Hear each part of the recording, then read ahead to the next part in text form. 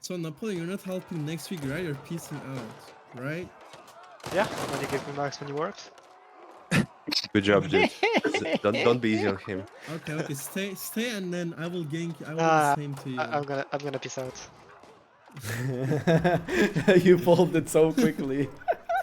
Like what? Like I was just letting the other guys. Like I told you, and when I joined the VC, like I was gonna tell the other guy to peace out, but he was Wait, fine. what Fine. nations Are you currently And fighting He Hungary? saved my nation so hard. I Again? wasn't gonna force him to play otherwise. Like.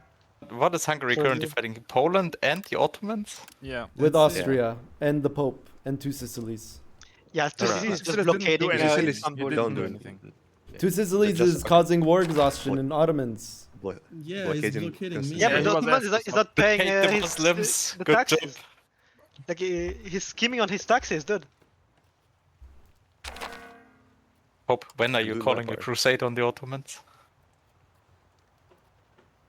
And I mean, right now, he can right the now. Ottoman is calling crusade on himself. You know? Dude, if you guys are calling crusade, Mamluks is coming. I You guys don't don't mind. want Yeah. Mamluks. Remember think the I remember crusade this. where They we were were all they fighting the were Mamluks and the boys one fought. had ING. You don't want Mamluks this early. Bro, I think But- Memlux is not so strong actually in this But game. I think we can That's rally up. Like, maybe I need to talk with England and Castile and then we can it's not arrange strong, it something. just has more levies combined than But, everyone I mean, I else. can give Yeah, you okay, that's votes. okay, but still he's not so strong now in comparison to the beginning. Dude, he has only 12k more than me. I'm not sure if it's that much. If you pay for the votes, I can support Wait, you. who with are votes. you? I'm France. Portugal. Bro, you can't say as a France, he's not that much stronger than me. You're playing Well, fucking France. Yeah, but you said we can't take him in a crusade, and I was the one supposing the crusade. Like, You're proposing Yeah, the but crusade. you're not supposed to join crusade when you're against the Front, Pope, I though. think this Ottoman is too strong. It's a menace. I'm You not should against the Pope, I'm just against his money. I like the Pretty sure it Pope, doesn't but I work need the like that. money. Holy It shit, man. works like 3k in the bank. He's saving It for works like- armories. But still, once he builds the armories, he's gonna need gunsmiths. Because then,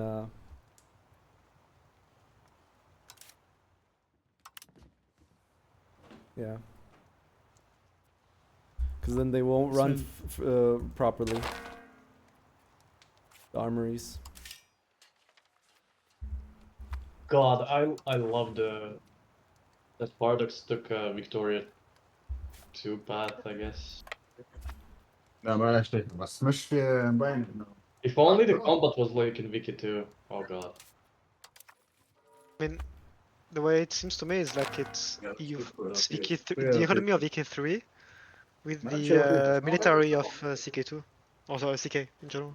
ليش ما تركع؟ Okay, but like it's just the Wiki has such a great combat system for multiplayer. It's So? absolutely the best game. I think it's actually better I've than never played, most. I'm asking because I've never played VK2 in. Bro, I saw a server, guys.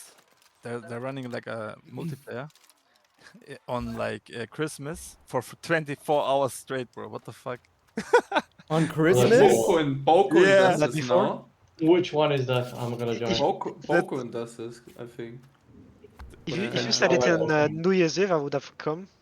I mean, like not Christmas on the Christmas day, but like before or after they want to do it. That's crazy. You know, so I don't know if any of you guys actually played Wiki 2 in multiplayer, but the way you can manipulate troops and organize your You can front cycle, line- that was pretty fun. Yeah, but it's not only that. Like it goes way deeper, but only when you actually get experience in multiplayer, then you get to know. Yeah, I played it a lot. By the way, Because is it you worth- can? There is so much potential for outskill. It's amazing.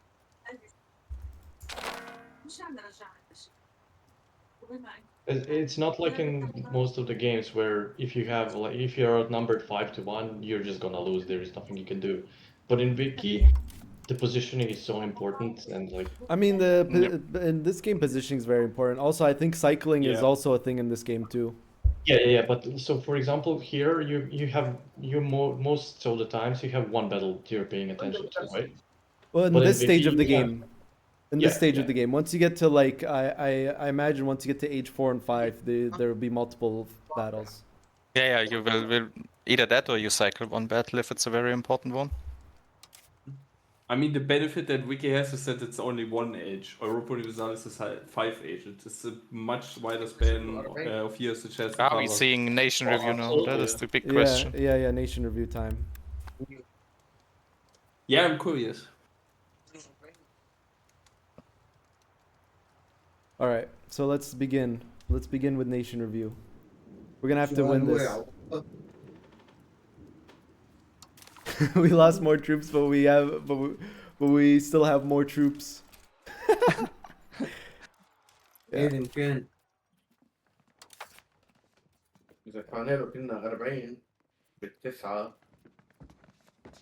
I think Two Sicilies is not mobilized yet in that war, right? No, Yeah, Tusis is it's not just fighting. Navy. Not gonna mobilize. Yeah, but if he would raise levies, then the troop count of their side would increase. Yeah. Yeah, that's the But point. Two Yeah. Sicilies is not gonna come in. Pope, It Pope takes one and or you Austria and Hungary should be equal. But yeah, me and Ottomans are hitting on a timing. Like this is not gonna be, this won't be possible in like even like 10 years. Because on Poland, for example, I'm running with cavalry companions. I'm running in with social and legal reforms, which is giving 21% levy size. And then I also have parliament approved levies that I just did. So I have a modifier of 45%. Yeah. I mean, we just need to not take battles on these. I'm not going to go into the strategy of this war that much, but yeah. Did you make a deal with Teutons that they do not attack you? In the meantime, like what is Well, stopping Lithuania and Teutons from attacking you now? Lithuania, I'm not really worried about. To Teutons, I was, but Teutons, I didn't join when he attacked Lithuania. So okay. that's like giving me a one war free pass against the Teutons. Yeah, and he took too much land. He's a bit scuffed now. Yeah. That is a But very stupid thing. Like Lithuania, no flame, but I'm not worried about him, even if he joins this war. yeah, like that. No That is one professional thing that armies, 6k levies. would be nice if there was a tooltip on Teutons when what exactly are the requirements to lose your most important law. Yeah. They became a bishop because they got too many locations for being a holy order, which tanked their manpower. Yeah. So now he doesn't have professional armies. Yeah, I was wondering what happened because he was like at 3k professional armies when he fought Lithuania. Now he's just he can't get keeps going military down. support anymore. Yeah. Yeah. It's pretty much a big F for him. I think you want to stay. غير as حل long يصلنا على as, اليوم. you want to stay until you have professional armies. Yeah, I Yeah. think it's about having too many provinces of the wrong religion, not necessarily having too many provinces, because you can annex Honestly, Livonian order. I'm not worried if I'm actually even less worried if Teutons join now. Yeah. Now that I see this, I didn't realize this is what happened with him. He became a Prince Bishopric. Yeah, like I'm not worried if Lithuania or Teutons come in on this side. It's also not only do I have professional armies, I have armor. I have armored cavalry or heavy cavalry. Oh, that's upgraded. good. Yeah, I have the upgraded one. Oh yeah, the armored horsemen, they are based. Yeah. They are With very based, but military. It's a very expensive investment. Yeah. I mean, it's not too much for me.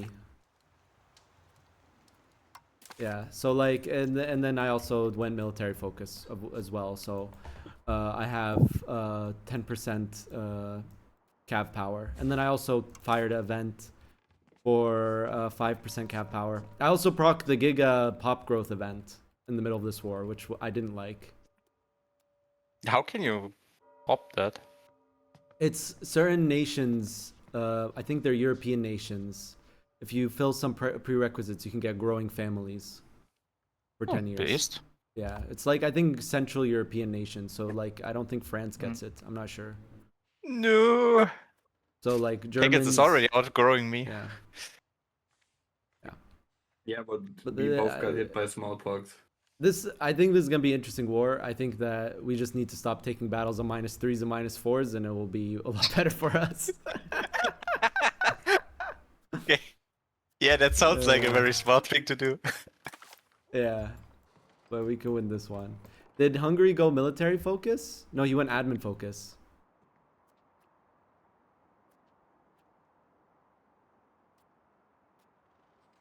And does he have military bonuses in this age? No, he does not. Yeah, I think he gets next stage, Black Army. Yeah, Black Army is Age of Discovery, yeah.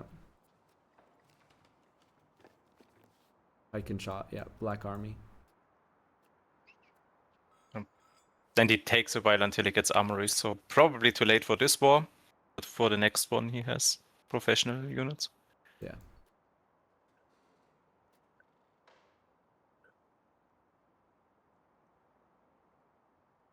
Wait, actually, what? Oh, okay, there it is. Yeah. But it's Age of Reformation that he gets the plus 20 cav combat ability, chat? Wait, when does Hungary get cav power? Doesn't he get cav power?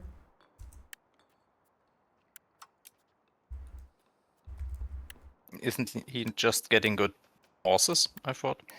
No, he doesn't get cav power. My chat is lying. Oh, from start. He has, is it 20%? Yeah, it's 20%. If he went mill focus, he could have 30%. I actually contend with him by going mill focus. I think that's a big mistake, actually.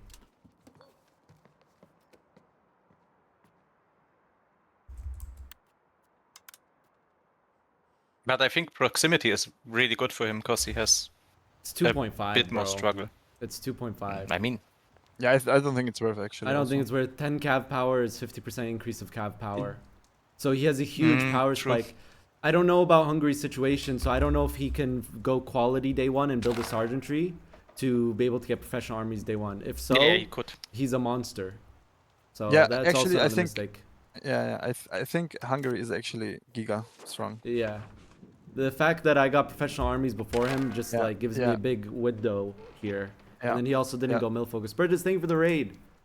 Yeah, I don't think 2.5 proximity cost is worth.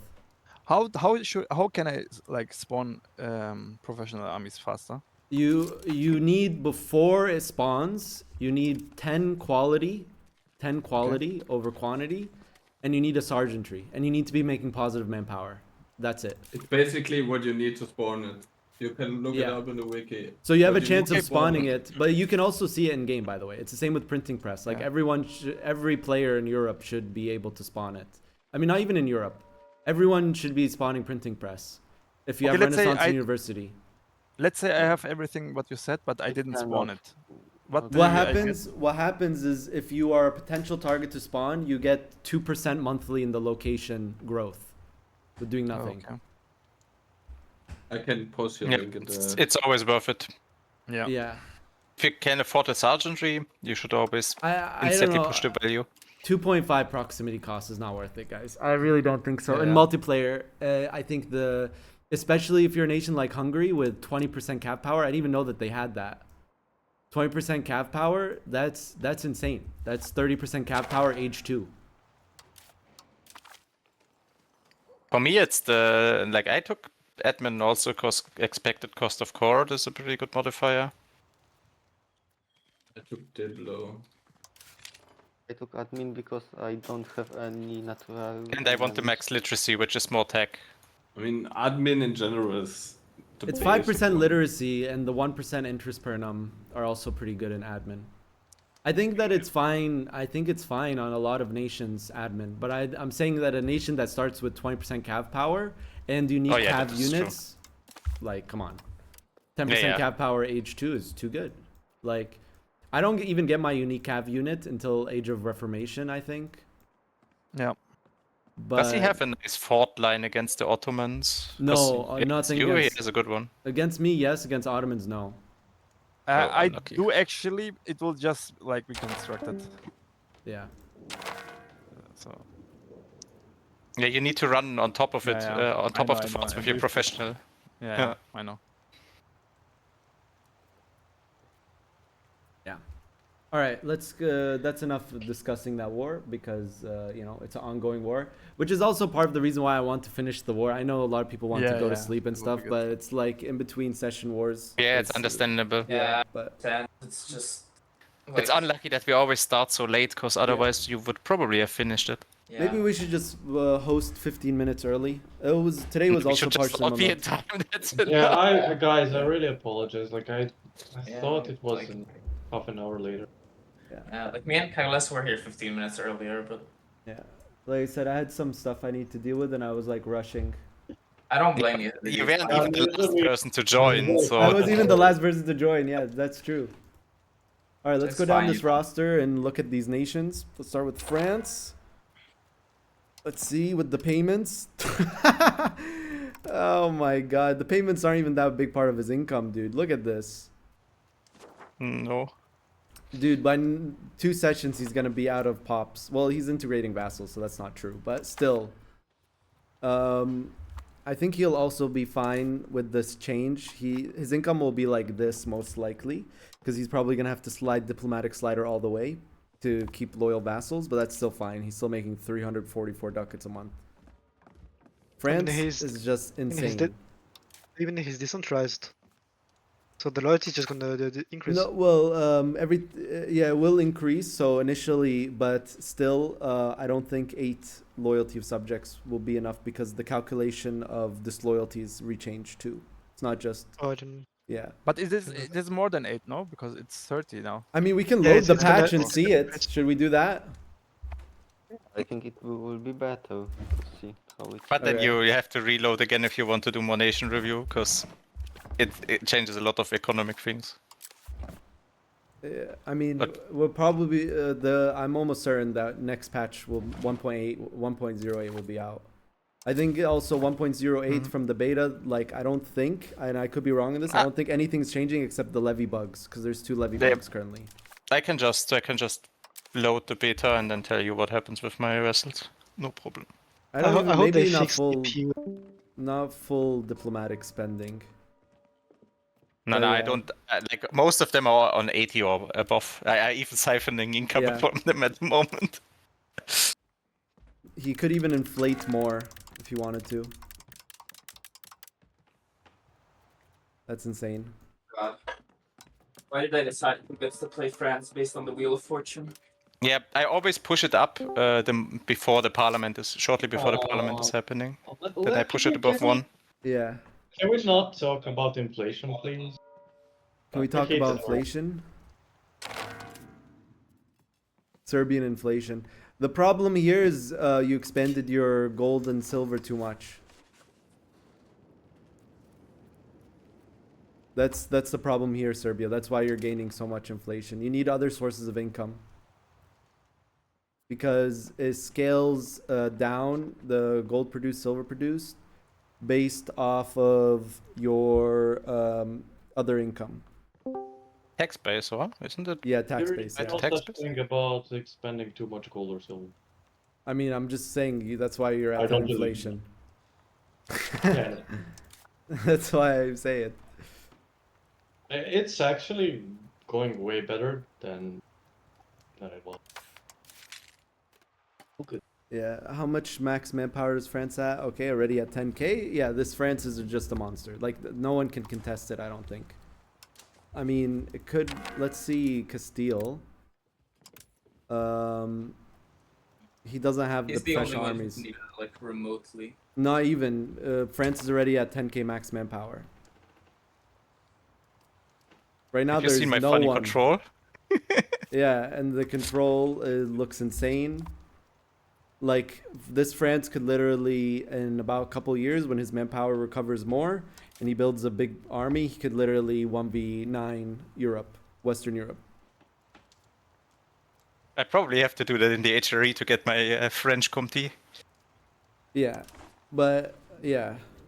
Other people will, like, I'm not saying, oh, Castile needs to go for France right now. Of course not. Castile wants to just chill right now.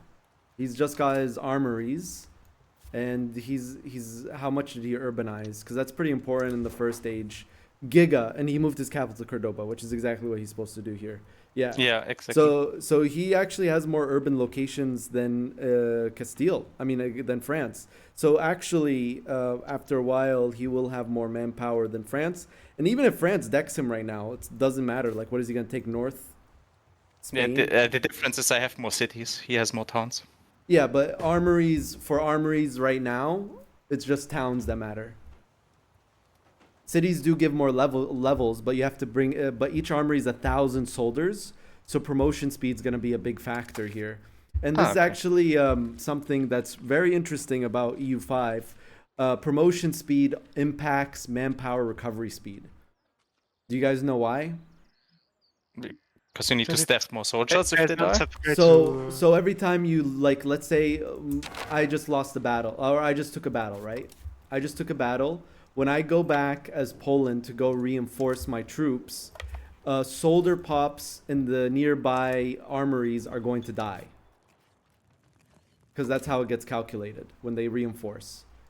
And when the soldier pops die, the building will lose soldier pops. And then my manpower and my manpower recovery speed will reduce because I have less soldier pops in armories. And promotion speed will actually help those peasants turn into soldier pops again to recover my manpower. Can towns have universities or is it just cities? Yeah, they can. I think there a development limit on universities.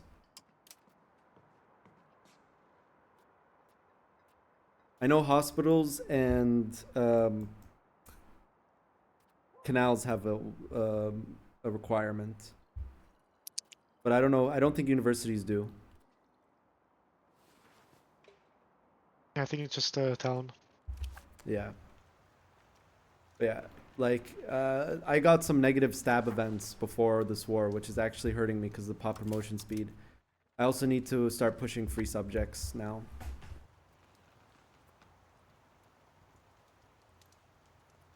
Yeah, so let's see also France's pop promotion speed. His base promotion. Probably not that good because I'm serfdom enjoyer. Not that high, yeah. You have like no modifiers to pop promotion speed outside of towns and cities. You need more stab. Yeah, more stab. 100 stability is busted, yeah. Called it. 100 stability is very busted. Yeah. Yeah, I'm basically waiting for the universities. Let's now see. Considering that in early game it's actually better to stay at 100 stability and not revoke the privilege. Yeah, but you pay a lot for I mean, stability. it depends. It depends on the situation. Some nations, like, there's just some privileges you just need to remove. Like, at this point, I'm not going to remove any more privileges. I'm, like, done removing privileges, right? On Poland is a specific case, though, because on Poland, you need, to avoid your disaster, you need your Szlachta to be less than 25% power, and you need aristocracy to be below 25. Yeah. If you keep that, you just never proc the disaster, Rise of the Szlachta. So I just went ham on privileges. Yeah, so no, and I also said this so many times, like you know, like why people overvalue crown power, in my opinion. I think it's very, very one of those modifiers that people overvalue. If you're above 25%, it's good. That's like all you need. The other stuff is small bonuses, but being like, let's see, comparison to France, who's at 22 crown power. He's getting some bad malices. Let me look at someone who's at like 25. Okay, so England. England is at 26 crown power. He's getting some more estate satisfaction. He's getting 1.65 efficiency of our cabinet.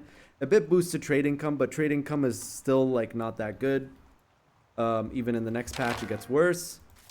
Then compare it to me. I have an event giving me a bunch of crown power right now, 42.50%. I'm getting like 3.7 more estate satisfaction. I'm getting like 12 more cabinet efficiency and 13 more trade income percentage.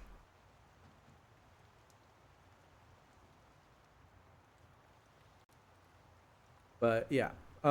Anyways, though, if you stack communalism, which is just like meta right now, I mean, I just don't really, even with the 10 morale, I just don't see a case where individualism is good, unfortunately. But if you stack communalism, revoking privileges and getting crown power makes it super cheap to revoke privileges. Individualism good in the later stages of the game, though. You think so? Yeah. I like the migration speed, but migration speed. Early game, I said this last time, but I think early game migration speed is not that good on some nations, because what will end up happening is that like a bunch of your pops are going to go to your capital, and then you're going to have an overbuilt capital with no more building slots, which we've seen happen before. We've seen that happen I honestly use the migration interaction to just fill up high value RGOs. Yeah. Like silver mines and silk and shit like that. Yeah. No, if you're using that, but that's also the thing. Most people only have 2 cabinet actions in the beginning of the game. So they usually cannot afford using the migration speed interaction if they are also expanding, if they have to do certain things with their cabinet actions, like increase stability. Once you get... Yeah, that is fair. I think that its communalism is very, very good in the early game. And then you just like don't care about it. You go push towards individualism later in the game. But when you actually have a cabinet action available, is deving worth it? Yeah, deving is actually really good. But you should prosperity should be your major source of developing. I mean, if you're a small nation, developing is giga. You know, you're developing your entire nation, lol.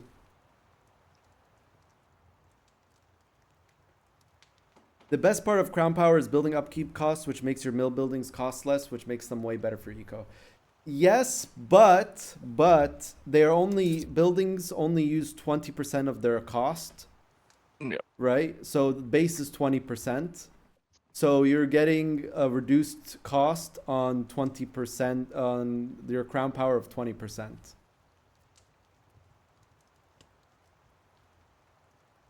See?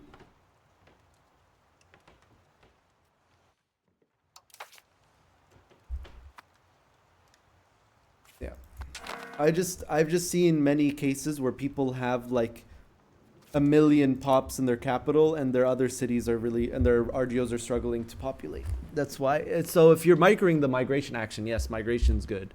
But what ends up happening is if your capital is also a market center, is you get insane migration attraction already. Right? And then people just migrate. Market center plus capital plus development. Yeah. I use the migration interaction to found more cities, to be honest. That's good, yeah. You put a cathedral too. Cathedral can be built in rural locations. I use it to depopulate rural populations so I can build settlement. Because the moment I have That Padla works too. Canal, I can build a lot of them, because I built like one line along the rivers with the cities and towns.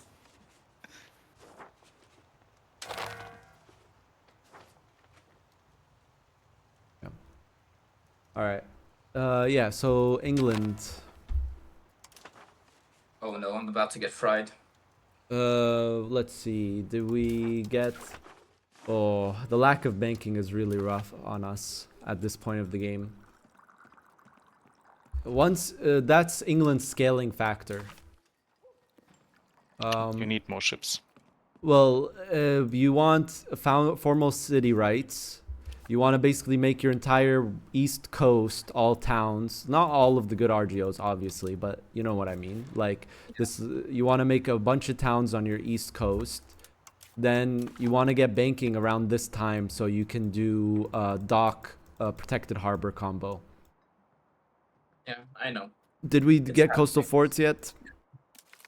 We're going there. But one thing to note about coastal forts, one of their production method good is cannons. So you need cannon makers. Oh, okay. Or they're not going to run in full efficiency. It's the same thing with armories. Are you building armories? No, I haven't built any. Oh yeah, it's the same thing with armories. Your armories are going to be at 80% efficiency because they're missing 1/5 of their goods, which is going to be muskets from the gunsmith. And let's see how much production methods coastal forts use. They use, so it'll be also 80% efficiency. Is the gunsmith the only building that, or is there a supplement building? Like everything else seems to have a supplement building. To build guns? I don't know. I know that market villages make weaponry. I don't know if they make guns. But you can search here, guns. Or is it, what is it called? Muskets? I don't know. Gun? Oh wait, it's not going to show here, I don't think. Here. Wait, what is the good called, chat? That they produce? Weaponry? Firearms. No? Firearms. Weaponry is a separate thing. Firearms. Yeah, it's just gunsmiths. But So, what yeah. if you don't build any like handgunners? If you don't build guns, your armories are gonna run at 80% efficiency. So, in your case, still better than nothing. yeah, you're in I mean 80% of an armory level. Like what does the armory level give? It gives, so instead of 10 monthly manpower at fully running armory, you'll get 8 monthly manpower.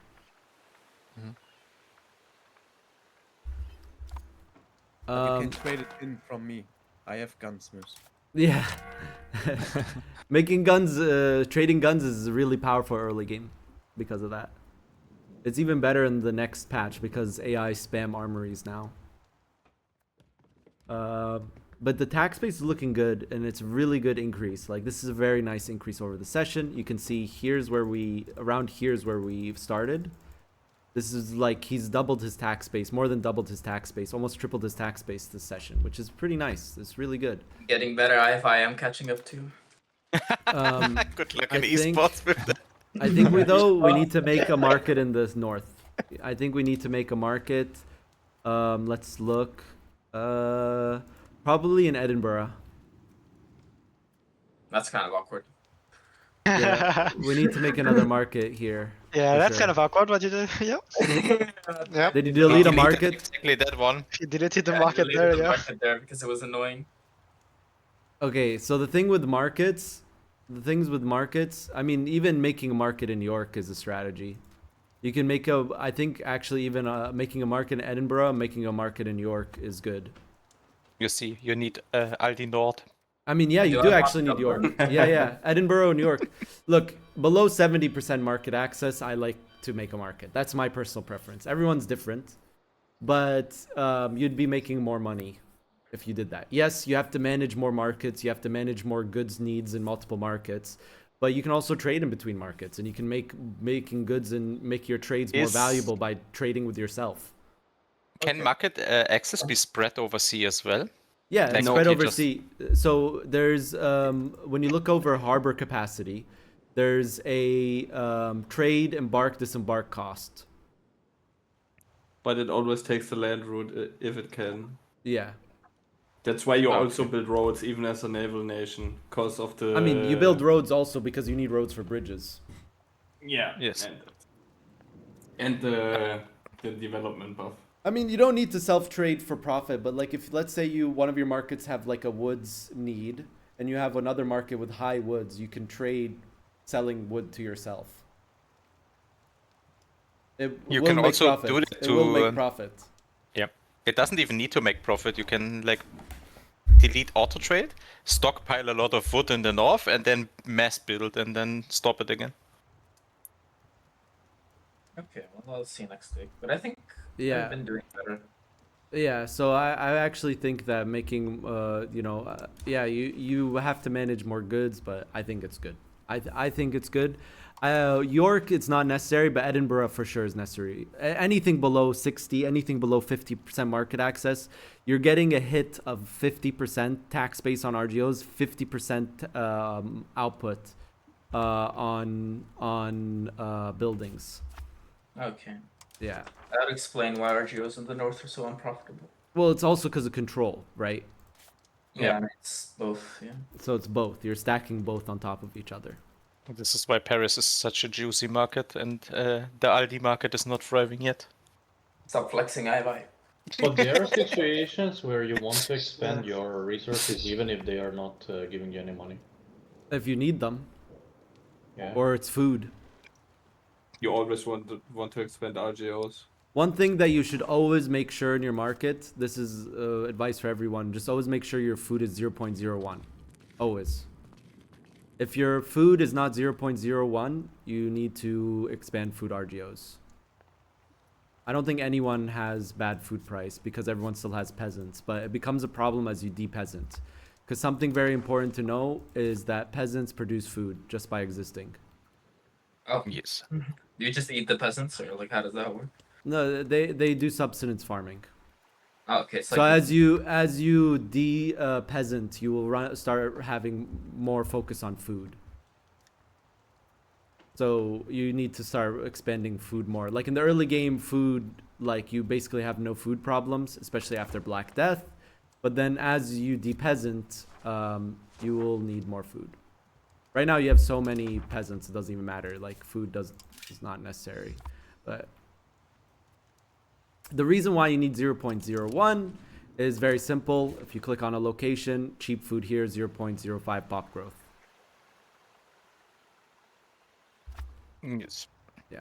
So, but yeah, I'd say that not focusing on getting banking, like just doing trades to get you banking, is kind of hurting you a bit, in my opinion. I just think that this is the dock plus protected harbor is such a boost for England. Like you're losing sailors right now, so you can't even project proper maritime presence. You're doing a good job for what you have right now, but it's just also leaves you vulnerable too, especially if you're going like full island strat. The way you get large food storage is granaries, which is why on the long run, making towns will give you more pop growth than just keeping them rural. I also need to build all the peel towers. I still haven't gone around to that. Market villages also give food storage as well. Yeah, but no, the income is growing. I say that you're like in a lot better position than you are last week. But we need banking. We need banking. We're doing libraries now, but the libraries are a bit late, I'd also say. No, it's because I just made these towns. So I'm just Okay, you just made them. Okay. Then maybe making these towns were a bit late too. Yeah, I didn't have the money. Let's see your urbanization. Yeah, we needed more towns, I think. Yeah. Especially now that we're making this money. Like, yeah, we should be town spamming. Town here. Yeah, not that's here. what I have been doing. Not here. Maybe here. Here. Maybe here. Maybe here. Not Around there. Lynn is Here. very good because you have Here. a lot of hops there as well. Here. How can here, how here. can I determine where I should have Making a town town? on iron tiles? Not on iron. I said not here. Okay, yeah, it's I said not here. And then on the salt, I said not here. And then in the wood, I said maybe here. But I don't know what his wood situation looks like. Now wood is No. very, very shortage in England. Yeah, Yeah, so yeah, not wood. Not wood. Yeah. Wood and stone, you want to think twice about upgrading those. This area right here, like he was just saying, the Lynn, Norfolk province, should Yeah, all be it's the- towns. This. The problem, maybe not the horses, but yeah, the problem is also you expanded these fiber crops maxed out. And the horses. It was so The problem with the fiber crops here, I don't know what your fiber crops look like either. The problem with this province right here, Suffolk, is that you aren't taking advantage of the fiber crop and the wool that you're producing here. You know why, right? And please build a road to Walden. You can make to choose a a province. giga textile city in one of these provinces, in one of these locations. Because in the province is producing goods needed for it. Also fiber crops, paper and textile right here. And then this location later with the proper buildings would get decent control. Oh. Yeah. Yeah. And And choose then the also because of your fiber crops, this production method, the pulp, the rag paper is omega. I mean, this production method is like much better than the fiber one. So your fiber crops, your fiber crops are going to become less profitable very soon. Oh, okay. Because switching to this is just better. Rag paper. Okay. All right. I don't know. I don't manage like micro production methods. Like... I mean, just a thing with EU4 that's different. I mean, EU5 different than Vic3 is that the newer production methods are just generally always better. They're just like always better. It's not like Vic3 where there's downsides to newer production methods, or like you can mess up your economy by rushing production methods. Yeah. Okay. All right. Next nation. Can you do Portugal next? I don't want to be rude by skipping the line, but I kind of want to go to sleep. Of course. Okay, Portugal. Let's see. We're not inflation maxing for the debate. He doesn't know. Yeah, I know, but I'm just lazy. They're lazy. Yeah. I mean, let's see our income. All right, we have enough income to start colonizing. That's good. Are we not exploring yet? Not It yet. takes a while. was I would planning say on- about this yeah, time yeah. you want to. The reason why by now you want to explore, because it's going to take about 15 years just to find it. Then it's going to take that. So you want to be able to spawn New World. Because you have Portugal has Yeah, big power yeah. spike I from was New World. planning on starting around 90, but I didn't That's know. fine it too. took I think this you'll. long. Okay. Well, it's not the sea explorations that will take long. It's the land explorations that will take long. They take like 10 years almost. Exploring these islands, but I'm not sure actually if it's just the sea or the land actually. No, yeah, you do have to discover the land. It's Don't you only think one of them at Mali- least. Don't you think Mali will be quicker in general than Portugal What do you mean? with exploration? Because he makes so much more money. Yes, but Mali has no ports to start the game. Yeah, but he can. I mean, he by 1390 he can Everyone annex should the embark vessel. on him, so he's not. He cannot spawn it because he's not in North Africa or Europe. It's you need to be in North Africa or. Well, he Europe. won't get New World. Yeah, there's no way he can spawn it actually. So no, he'll be okay. slower no matter what. Because we're playing with dynamic. Western Europe or Northern Africa. I mean, Morocco can get spawn New World. This is again pro tip for everyone. If you want to like basically grow an institution fast, hover over the institution, hover over the 1%, look at dynamic because that's the player rules. That's the default player rules. And again, you don't need to spawn it. You just need to be a potential area to spawn it. That way, when it does get spawned, even if you don't spawn it, you get about like 1 or 2% monthly growth in the city that could spawn it without doing any trades. Get it? Mm-hmm. Yes. And with Morocco, yeah, we talked about this last time. Actually, we're supposed to talk about Portugal. So tax base go to a lot of everyone's tax base graphs kind of look the same, dude. That's kind of Yeah, funny. I'm gonna get you next session. Everyone looks the same, dude. What is that? They all look exactly the same. That's kind of funny. Hungary is kind of stagnating, but I think it's because he's saving up for armories. Yeah. But you're making 30 income now, which is good. Like now you should start exploring, you should start colonizing. Portugal in this age can explore all the way to the Cape. They can't explore New World, but they can explore to the Cape at least. And what you can do with that, I'm not really sure yet. I don't know, but you can do it, I guess, before New World. It's the same thing though with England, but actually he got banking before England. Very good. And he got the docks, he got the protected harbors. Are we spamming those? He could build heavies and invade England. I spammed the Yeah. docks. I'm still inflating the goods for the protected harbor because it's too expensive right now.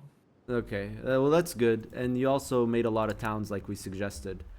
But with the protected harbor and the docks, and then the only thing though is you have a lot of sailors. It's time to bark max. Or Iberian Caravel max, actually. You're Iberian. You should have 100 maritime presence on all of Portugal. It's a little disappointing that you're not. Yeah. How's our naval progress? Are we keeping our guy in Admiral? We are. We need to somehow find a way to get him into a naval battle so he can get an Admiral trait. Then we would push more to naval. Outside of that, did we give the correct estate privileges? We did. Noble Navy, good job. Navy size, we're over expected Navy size, I think, already. Yeah, we are. Good job. Navy maintenance, we're keeping up. Good job. Yeah. The only thing is maybe we need to find a way to get more naval attrition, get more naval. Yeah, just more naval. ships. Well, more ships won't go anywhere. He's already over his expected. He needs to get an admiral trait on his ruler. Maybe push it. Oh, whoa, we're pushing a capital economy. Why? Oh, that's a mistake. Anyway. That's a mistake. Yeah, no, it for sure is a mistake. That for sure is a mistake. You need to pop Max's Portugal. And not only that, Portugal's unique tech synergizes well with traditional economy. Where is it? This one. Stimulate rural areas, plus 10 raw material output. So you can get to 30% with just traditional economy. Yeah, I think this is a big mistake. So you're basically you're reducing your pop capacity in your locations, which is reducing your available free land, which is reducing your pop growth. We're getting some pretty nice because we do have the settlements still, but these settlements would last even longer if you were traditional economy because there would be a higher pop cap before it reaches 5%. Get it?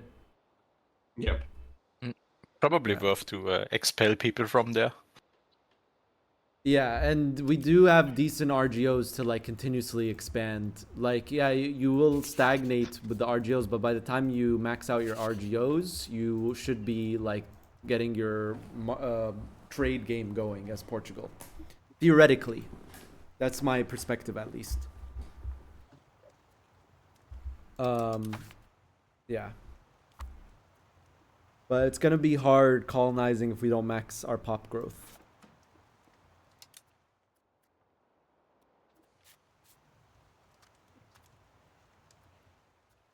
Right. You gentlemen have a good evening. Bye. You. Bye-bye.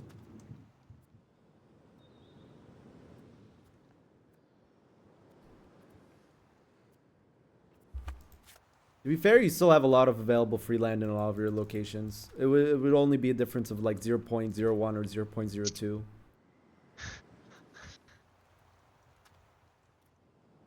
I just like starting on traditional economy on Portugal. I mean, 0.01, 0.02, it sounds like a small amount, but it's something. Yeah, it's a big difference. Yeah. And not only that, you'd probably have more locations with abundant free land modifier.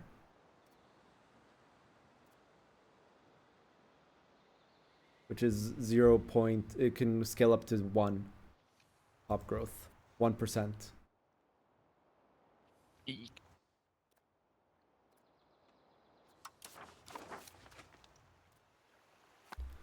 Yeah, I mean it's too late. Just go with capital economy, but that's something I would say.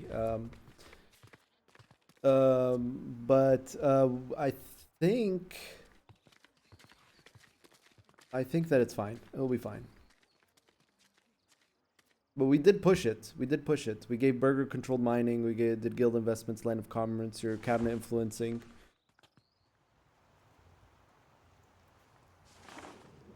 Yeah. I'd say we could have had bigger income if we made more RGOs too. If we were traditional economy.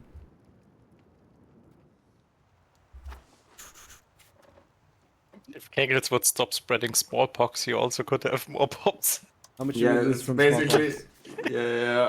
basically what I've recovered 103K. after the Black Death. Yeah, it was a lot. It's basically what I've recovered after the Black Death. Like, look Just at the got pop deleted graph. again. Yeah. Like, he got this second. I lost also 80,000 people to smallpox or some other shit. Yeah, the dip is the smallpox. I was like, what the fuck is going on? I got the notification, location depleting. Looked at the map model, just saw Iberia covered with smallpox.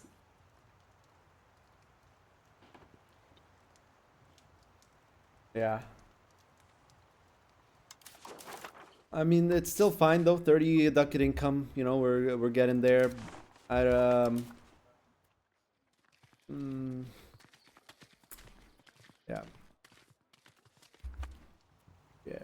I don't know.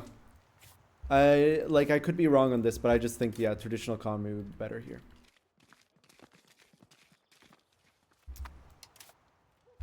How are we doing on I food also prices? think I'm a bit too much of a capital economy enjoyer.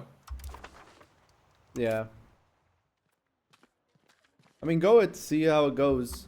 But yeah, just like think about it this way too. You're not really benefiting from the production efficiency. You only have 23 burgers, which means you have about 90 burger buildings compared to 160 RGO levels.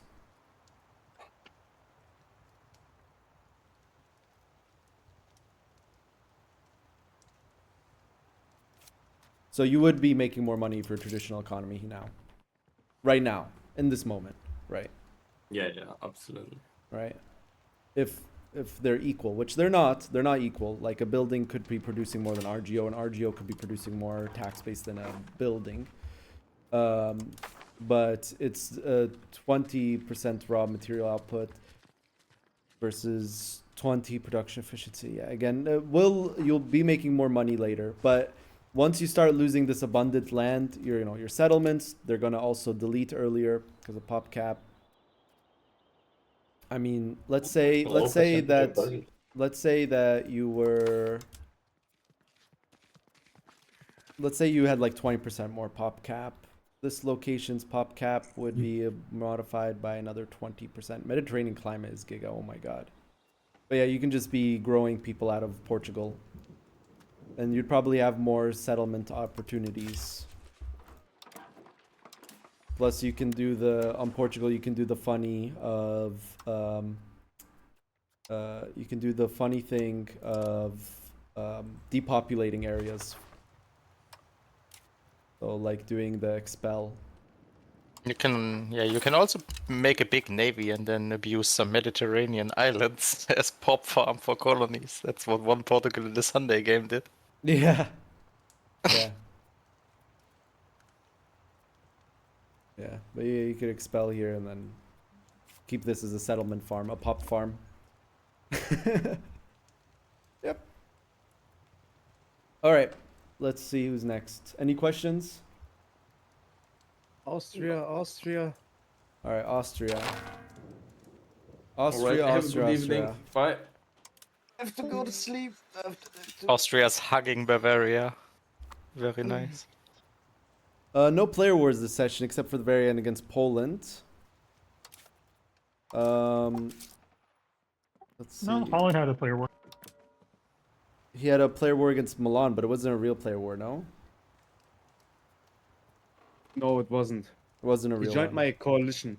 Yeah, because he had diplomacy turned on. Automated diplomacy turned on. Yeah.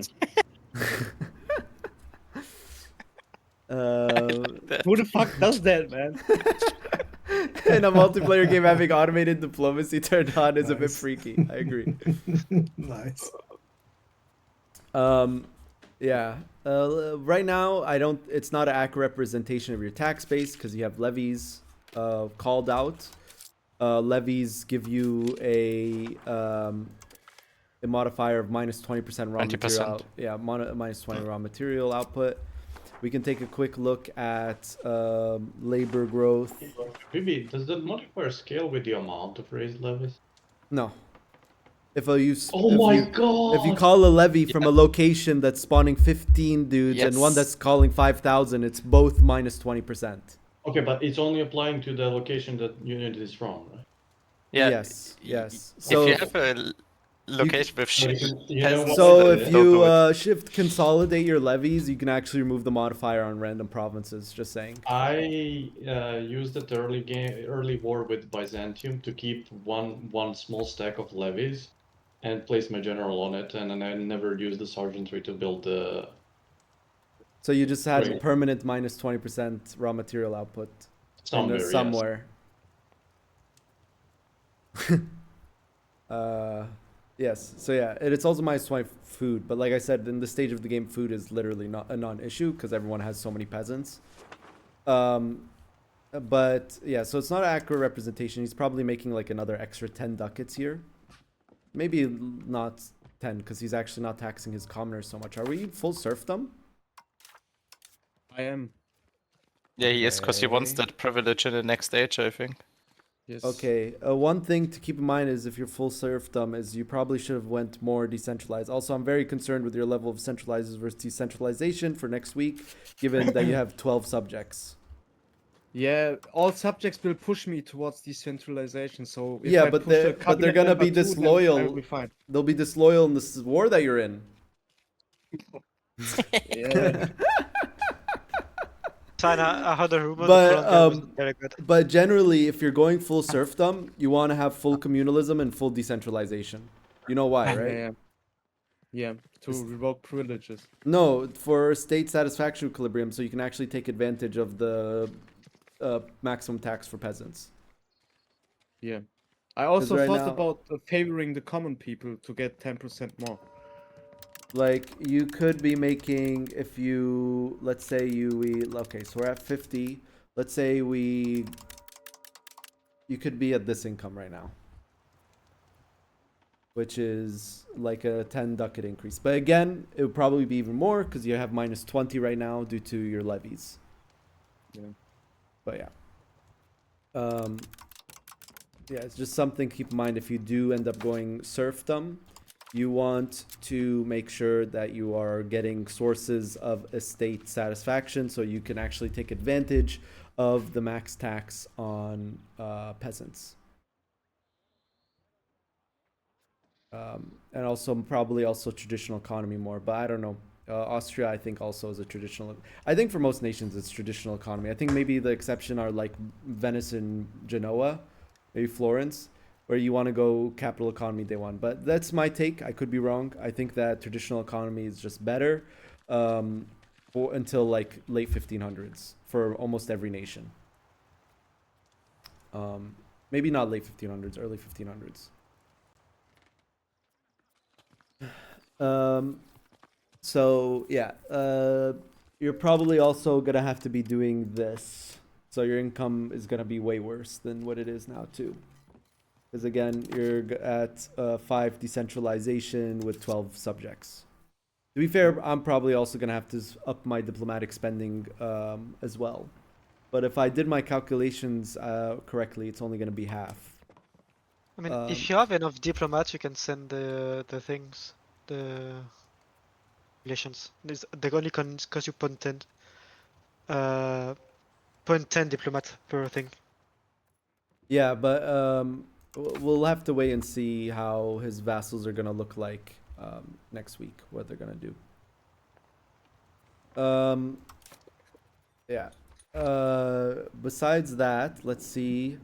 I think I was theory crafting this in a friend lobby the other day. I think a better capital for Austria is actually Linz. Of course, you'd have to probably, you know. Yeah, we want it in the center of the river. Of course, like, you know, Bavaria then becomes very juicy territory for you, but that basically makes all of this river line downstream versus Vienne. Only one location is downstream from Vienne. So it barely projects that good control. But if you're at Linz, this entire river is minus 30 proximity, which is 75% proximity reduction. Just because it's base 40. I think my control isn't that bad. No, your control is very good. I'm just saying for future. I'm just giving advice for future. That, yeah. But of course, that also would motivate you to fight Bavaria. Right. But yeah, also the thing is, if you keep Vienne as your capital, then you should probably fight Hungary. But I think that as Austria, it's a very tough position. No, but I was saying Upper Bavaria first, not Hungary. You kind of need to, if you want to be a strong nation and continue your scaling, because you only have this like area as your power base because these mountains suck, you're going to need to either expand into Hungary or Bavaria. Yeah, try to sneak past them. Yeah. But the thing is, reason why I also prefer Bavaria over Hungary is it's your same culture. It's literally your culture. Yeah. So it'll be faster to integrate. It would be faster to integrate vassals, faster to do the cabinet action, and you don't have to worry about wrong culture. And yeah, it's just, yeah. And then also moving your capital to Lienz makes all of this river more valuable to you. Yeah, but like with the current way the system that works, Austria realistically can never really project control south or even in Tyrol, which really sucks because, you know, they get silver mine modifier here somewhere. Yeah, some nations need mountain flavor. Yeah, for I think control. so too. Austria, Persia. But research wise, Georgia. I think I do good. Yeah. Did we do the stack the 2 proximity costs? Not yet. Ah! The first one I have already. You got the 2.5 before you got the 5? I focused military tech because I knew war is gonna math- happen. Math is not his strength, like we are telling him this every time.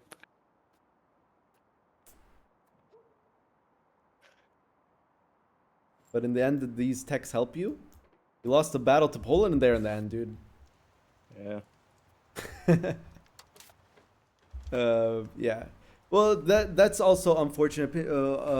Unfortunate situation of Austria, and it was the same thing in EU4. If you want to be a strong Austria, you got to kill players. That's just the nature of Austria.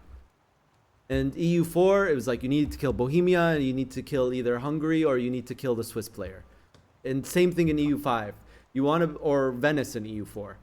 It's the same thing in EU5, but in EU5 your targets are different. It's Bavaria, Bohemia, Hungary. Venice is not an option. And also Swiss is too far to matter in EU5 than it does in EU4. But if you want to become like a superpower and continue scaling and becoming like a strong nation, which Austria does have the potential to do, you do need to take on one of your neighbors at some point.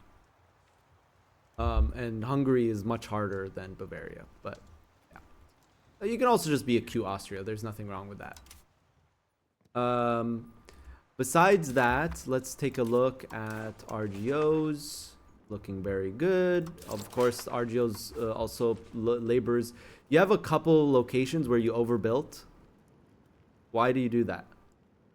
I had like a parliament debate where I could build them for 34% less, and then I just spammed everything.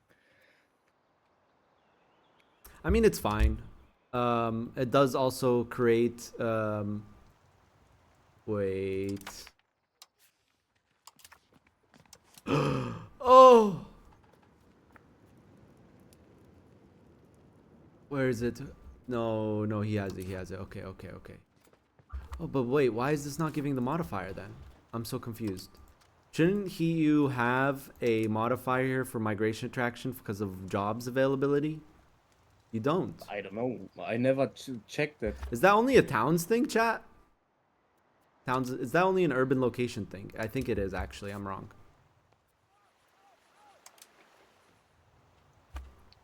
Yeah.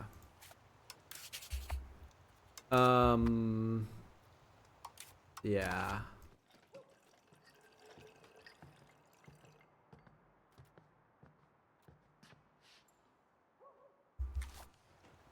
I mean, I don't think your gambit of going military focuses was worth it. I'm sorry to say. If you killed a player, I'd be like, wow, that was a really good decision. But yeah, like you're missing formal city rights, like, and you're missing your 2 proximity modifiers, and you could have urbanized more. Did you build any towns? Yes, 1. Ah, come on, man. We need this entire river to be towns, except for the good RGOs. Yep. Which one you would make to a town? I would make the beeswax, no, because beeswax, as you build more marketplaces, you're going to need more beeswax. And I don't think you have that much beeswax in your market. No, not that much. Not that much. I think you have one more location that gives beeswax. Nope, you don't, actually. Oh, it's down in the south. So no, I wouldn't do the beeswax. I would do the livestock, mainly because there's a legumes province here that you're probably not going to upgrade for a while. And then you also have livestock on river with a town. It's good enough food. The horses, again, I don't think that you're going to be building that many horsemen, cavalry. But you don't have that much horses, so probably not worth upgrading. Fruits, again, let's take a good look at your RGOs. You have 2 fruits. I would probably expand that one. The wheat, I would expand. The legumes here, I would expand. Did you make Muscat province out of one wheat province at least? One of these you could keep as a bread basket, but probably would be this one on the border of Hungary. The reason why this one on the border of Hungary is because it's downstream of Vienne. So it already has high control.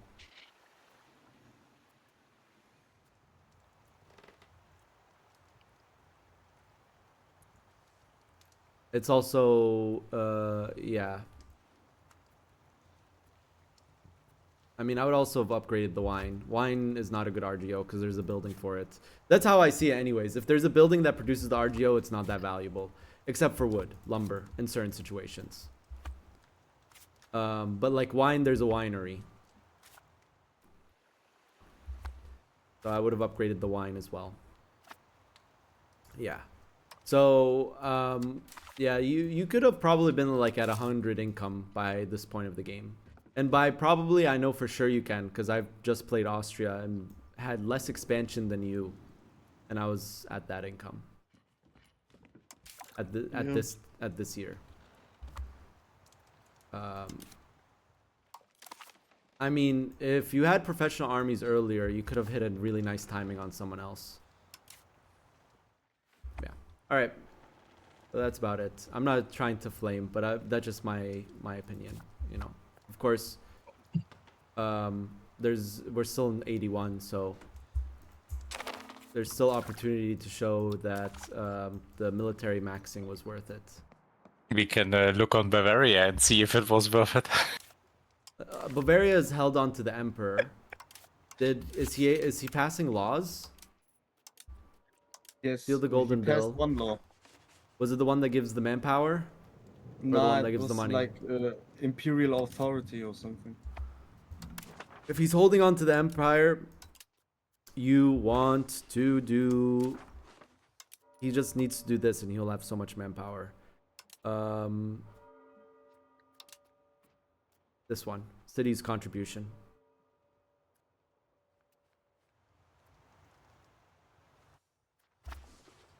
That gives like 100 monthly manpower.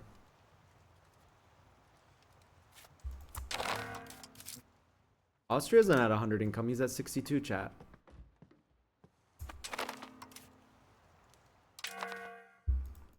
I mean, it's hard to push. Bavaria is not like Bohemia or even like Austria that has a lot of money to bribe electors. So it's a lot harder to pass laws than it is as Bohemia or Brandenburg. But he also went military tech, so it doesn't really matter. He said he wants to defend the empire against me. I mean, that'll be interesting. That'll be definitely very interesting. He went dip focus too, which is also interesting. But he did all of the professional army stuff already. And he has a bigger professional army than you. But he's building man-at-arms. I think man-at-arms are just assault fodder. That's how I see man-at-arms in Age 2. I think crossbowmen and cav are better for winning battles. Yeah, I think so as well. Yeah. And the cannons are usually just higher mercs to siege quick. Yeah, you could just hire mercs for cannons if you have a lot of money. But yeah, the men-at-arms, they're very good at assaulting. So if you have a men-at-arms stack, like 3,000, which is a lot to have at this stage of the game, 2,000, you can assault any fort. But they're good also in the center as well, men-at-arms. But the thing is with the initiative, if you get this tech and you use crossbowmen and cav on cav, they just end up destroying armies. All right. But besides that, pretty low income, but I've never played this nation, so I don't even know what a benchmark is for this nation. He had a pretty bad event where his control were like almost zero everywhere. Does he still have it? He has no country modifiers, so no, he doesn't have it. Oh wait, no, he still does. Ah, Bavarian internal divisions. Oh god. Oh god, like how much levies is he What is that? conscripting at the What is moment? that? How? He would be much more rich. What is this chat? I've never played Bavaria. I have no idea what this is. It's going away in 4 years. But until then, this is rough, dude. That is rough. I mean, some countries do have stuff like this. I mean, like Poland has like this rebellion, where like if a neighbor decides to attack, he can't do anything, right?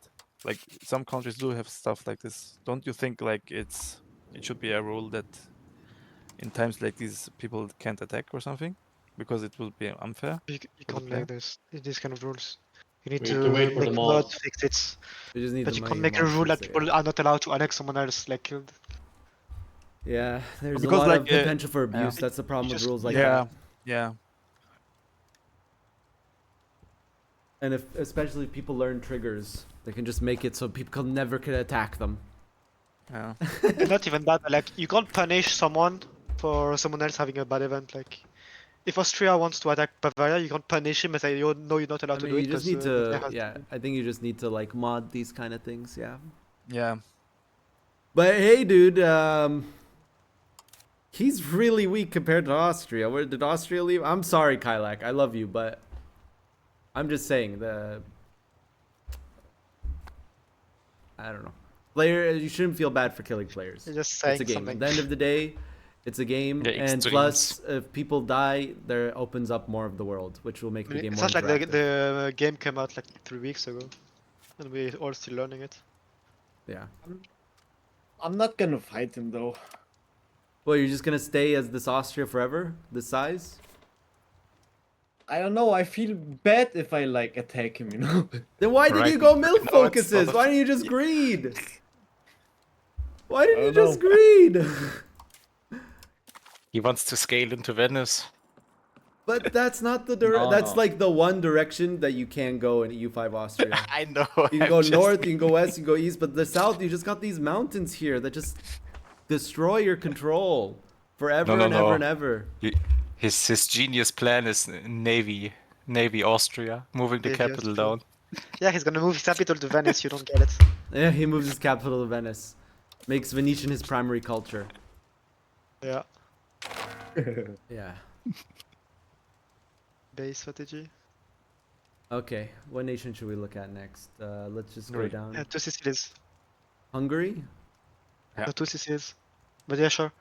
Okay, Hungary and then 2 Sicilies. Just wanted to ask a question. Like, if you occupy someone else's fort, does it automatically reinforce? No, it goes Oh, to it 10. says You need something. professional armies to reinforce a fort. To You refill need garrison. you need to refill garrison, yeah. Yeah, you need Okay, yeah. professional armies. Again, same thing with Hungary. The same thing with Austria and Poland and Ottomans. Raise levies, especially with Hungary, who's very reliant on his RGOs. Like this guy has 759 RGO levels. 759. A little bit less than that because there's also laborer building. So let's probably say 700. 700 RGO levels. Oh my god. But yeah, war with calling levies on Hungary, of course, is a minus 20% on all of those as well. So when you said that, was that a bad thing or a good, oh my god, or a bad one? No, it's fine. It's just that you need to keep that in mind when you're fighting wars as a nation that's very RGO reliant, like Hungary. Is that wars are constantly going to be like probably close to 16% of your income. Something like that, 15, 16. Because you divide burghers by 250, and then there's also libraries as well, which don't, and also a chancery. But divide that by 250. Well, laborers you divide by 1,000, and you determine the levels by that. Let's see, town expansion. I think though, with the money that you have as Hungary, I think you want to be making cities as well. Because you got to think about how you're going to scale your economy with such a nice big income early on. Yeah. And cities will help also with pop growth compared to towns. We have a couple potential cities to do. I think Buda is a great capital. Buda is a great capital. You have a river that goes down here and you can project control here. Let's take a quick look at roads. Roads are looking a little bit light than I would like. I would have liked a little bit more roads. Let's see bridges. Bridges are looking good. Yeah, but like I said, this is a very RGO focused economy right now, which is totally fine. There's nothing wrong with that. It's pretty good. We already talked a lot about Hungary too, though. Like I said, I haven't played Hungary in a while, so I don't know if you can push quality day one. I think you put 2 markets on Hungary. Hungary 2 markets? Probably in the east, right? Yeah, It's exactly. also what I've thought, so you can Like get in the Yeah, Transylvania you're below region. 50. faster, right? Again, anytime you're below 50, it's time to make a new market. If you have multiple locations below 50, for me personally, below 70, I start thinking, okay, maybe I should make a new market. But below 50, probably, yeah, you should make a new market. You should look for a location that is on like a downstream for a river because of transportation cost for market access. Besides that, I would say that we would probably want to urbanize more. That was a big blunder, but you know, that's a lesson learned, is that we could have had professional armies at the same time as other nations if we did quality day one. We did do formal city rights.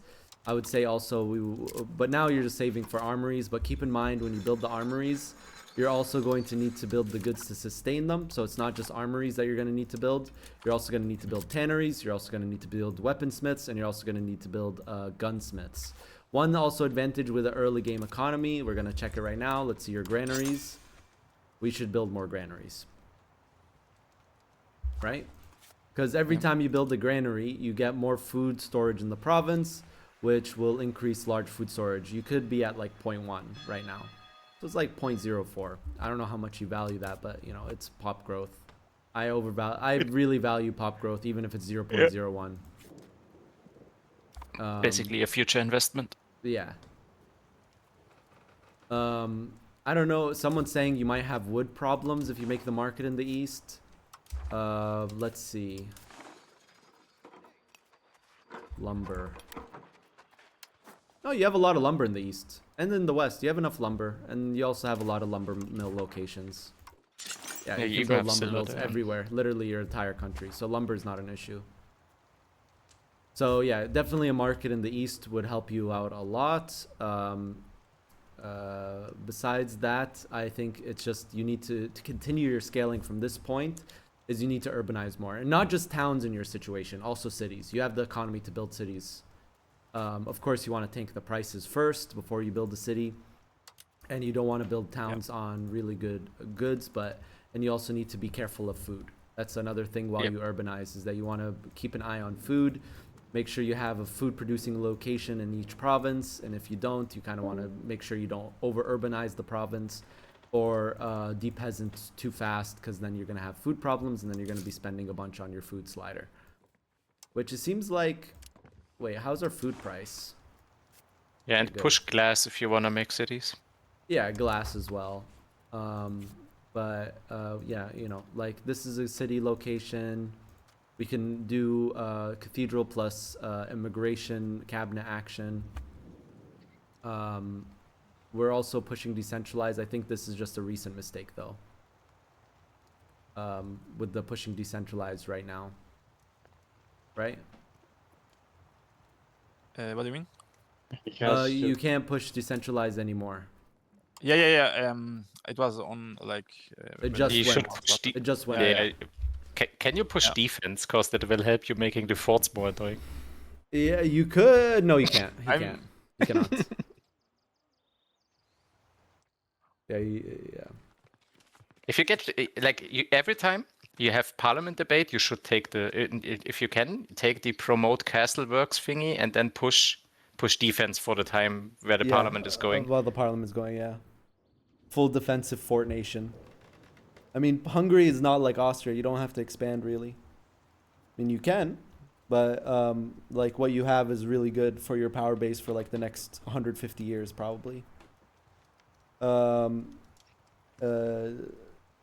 you know, you have like the pops, you have a really strong river line to urbanize and to scale from. And then you also, you know, and you also have a very strong starting economy to be able to do that scaling. Biggest things right now is, yeah, you are saving for armories, but just keep in mind, if you mass build your armories, you could end up all of them being at 0 manpower produced, most of them being at 0 manpower produced, just because the production method of armories. You need to make sure you have guns, leather, cloth, paper, and weaponry. Tell him that. Yeah. I can just I export mean, I have my most weapons of to him. them. The guns Weaponry you I have a don't. lot. Yeah. The guns you won't have because Yeah, you don't yeah. have even the tech for it yet. Yeah, but it's only Mm. like one. Yeah, and next time if you play Hungary, session 1, you're gonna deck Poland for his mountains. So he's like pants down against you. Yeah, like Yeah. I mean, I played Poland like before, and I know like the rebellions and stuff. Yeah. So like it would be pretty free for anyone who would deck Yeah. nation who has rebellion, because you have like 4k levies at that point. Yeah. That's why I think it's like kind of game Yeah, breaking. but what did you get from being nice? Yeah, I mean, No, you get it's a good 2v1. war right now with us, so it's fine. Like if you have his mountains, you don't need Yeah, to I know. kill him. You just take the mountain tiles, and then he's always pants down if he wants to fight war with you. Yeah, because you're just one tile from his capital, or it forces him to move his capital, which Poland doesn't want to do because Krakow is such a good capital. It's such a good capital. It's one tile away from another downstream river, and it also has another. It's on a downstream river to the right. So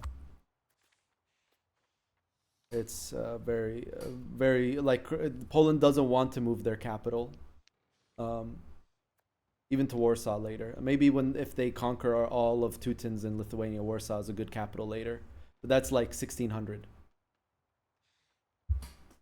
Right? Yeah. Yeah. But yeah, for sure. If Hungary decked me, I don't know like really what I would do early game. Yeah. So yeah, I'll that's the thing. Like, if people know the neighboring nation and know that the rebellion comes, they can like overpower the person pretty much. You don't even need to wait for the rebellion. You have more levies anyways in the Yeah, first but I mean, yeah. And Poland starts with no forts here. These are all forts I built. Yeah. All right. But yeah, any questions? No, thank you.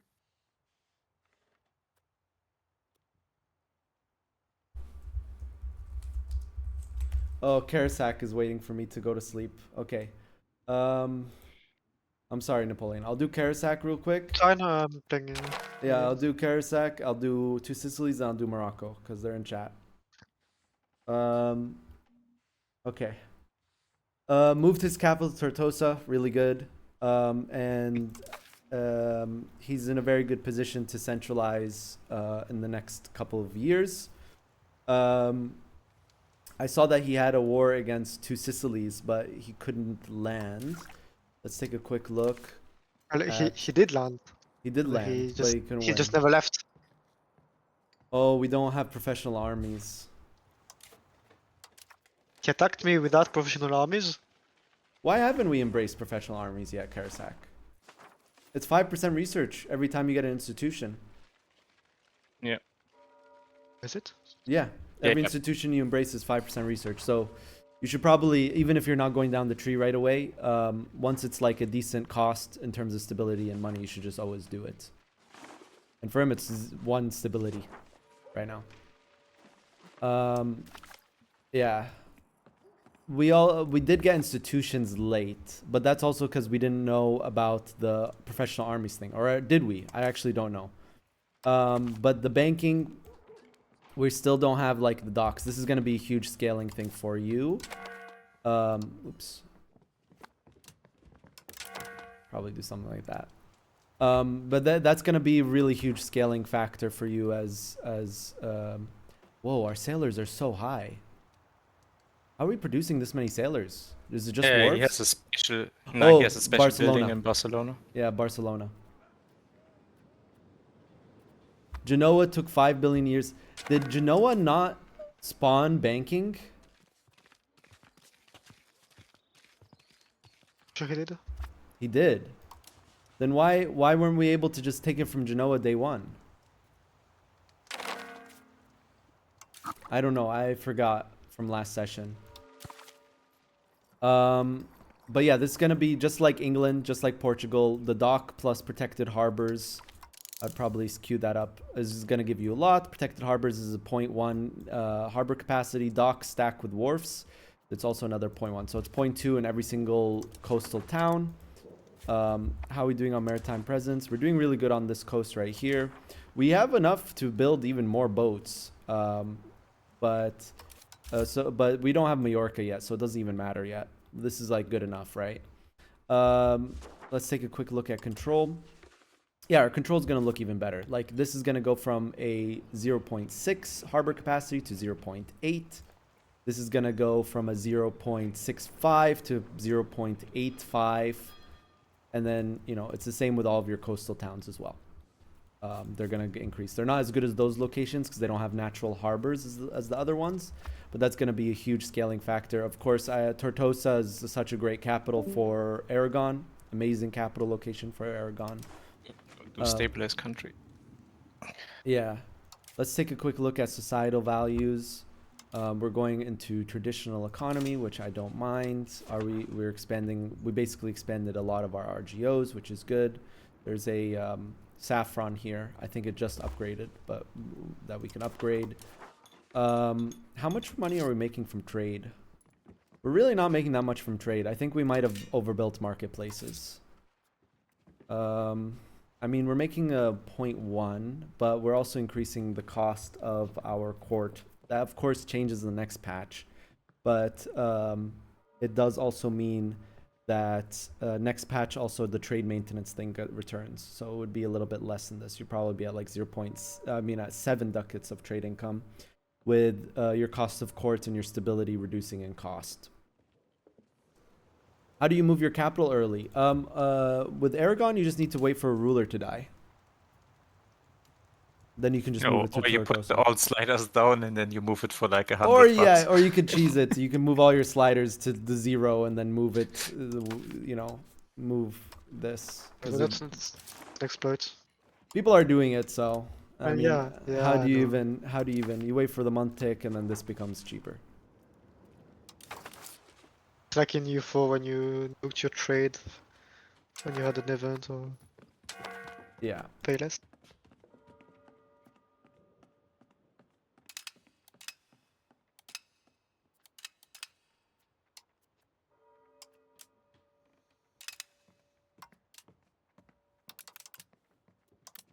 Yeah. So besides that, what can we do to continue the scaling? I mean, really, it's the banking, but we need to now also once we get those protected harbors and harbors, you're gonna also have a lot more sailors, which means that you can make use of this vassal. You can integrate this vassal over here, and if you want to go for like Mediterranean Empire, you can realistically project control all the way to Italy. You can. No, you can't, because you need the land to do that. No, you can. Like you. I mean, you yes. Can just, I'm saying that just it's worth of him. Boats. It's no. He's making a joke. Evie. He's saying that he doesn't even have the land, so he can't project the control there. But you don't have enough Napoleon experience to understand. But the thing is, I think that maybe we lost the timing. I think we might have lost a little bit of the timing on being able for the power spike against other nations. Because, you know, if we had institutions earlier, let's say we had banking earlier, so we can build a bigger navy than anyone.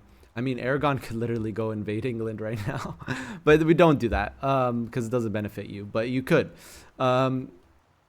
What do you mean? Nice London vessel, fine money. London vessel. I think that the next step for Aragon needs to be expansion after we get the maritime presence here. That's just my take, is that we're gonna need to look somewhere to expand. Where do we expand? I mean, you can project control all of here as Aragon. Once you have naval 100%, which we're pushing naval very nicely. Do we have our king as an admiral? We don't. We kind of want this guy to be an admiral and get an admiral trade on him. I think we could push more than 54% if we make our ruler an admiral. Let's see, actually. He should rush heavy ships and then Corsica's kind of free.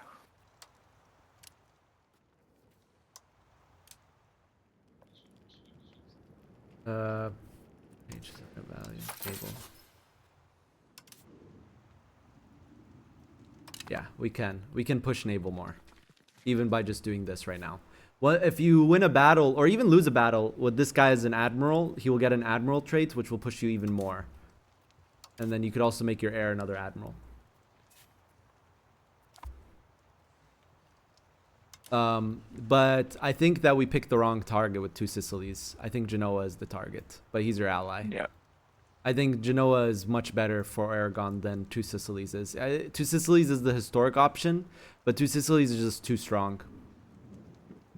It was kind of weak at that time. Yeah, but you know, we could, you know, there's also other motivations. Like I don't know what it looks like. It wasn't like you had the worst timing possible. You decked us when we got professional armies, and you didn't. Yeah. He wants We were just getting our Omega professional troops when you were just. None of you guys had professional armies in the No, we had. I just embraced. I embraced it when just before I crashed, I think. No, I mean, like I said, Aragon has a lot of expansion routes. You know, you have Genoa, you have other Italians, and you have North Africa. That's like basically your options for Aragon. You need to hit a timing though. Aragon though has a very strong timing when it comes to navy, but then you also have to hit the land timing with professional armies. When Venice attacked Sicily, he could have actually stomped. Because I don't think the North Africans can spawn professional armies. No. They cannot. I think it's only limited to Europe, right? Pretty sure it's limited to Europe. Okay, I'm pretty sure it is. Yeah. I've never seen Mamluk spawning it, and they have a building that pushes manpower. Some chatter is saying, why do you have Castile, Aragon, and Portugal? It's not EU4. Castile doesn't actually benefit that much from forming Spain.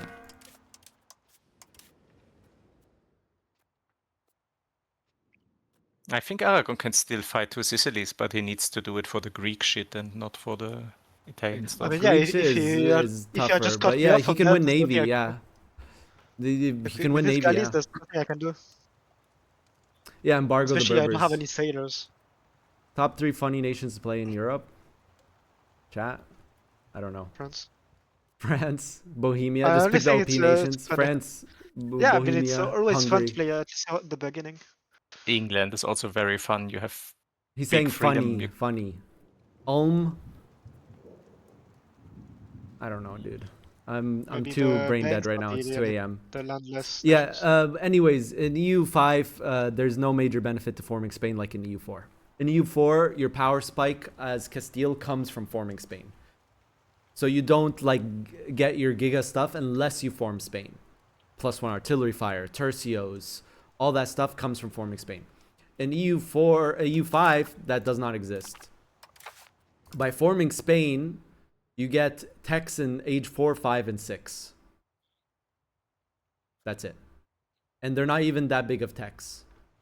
You get monthly migration, okay, that's in age 4, 5% research speed, all right, that's not that big.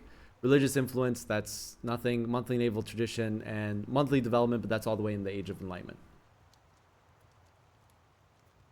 So there, you can have a Castile, Portugal, and Aragon, and with the way control works, Castile just doesn't benefit that much from eating Aragon. Yeah, it makes Castile just like a tall gameplay style, but the potential expansion for Castile is actually south. Because Seville, you can make Sevilla your capital later. Cordoba is a really good capital early game on Castile. You can see on his control, you get so much. Most of your pops are in the south to start. Of course, the migration changed that. You do also have the north pops too, though. But Cordoba has a river that goes like this, so you can actually project much better control than anywhere else. Plus, you can actually get a navy versus Toledo, where you can probably never get a navy until like age 4. Yeah. So with the game mechanics of EU5, it does not benefit Castile to take Aragon. At least You in the could early game. murder Portugal with a different capital location, but it's very annoying to do. I mean, yeah, actually, you're more motivated to kill Portugal as Castile than to kill Aragon. There's like these annoying mountains here too. But yeah, if you move your capital to Sevilla, you can actually project control to all of here. You can project control to North Africa. So Castile does have potential expansion that it motivated to do, but it's not in the first 2, maybe even 3 ages of the game. Is unrest a secret pop growth modifier? What? If you stack unrest, I mean minus unrest, does it actually increase your pop growth by increasing the prosperity? Yeah, satisfaction. Yes. Satisfaction, no, but prosperity, yes. Yep, it still has that funny modifier that gives him a lot of prosperity for free. But satisfaction does impact prosperity, so yes.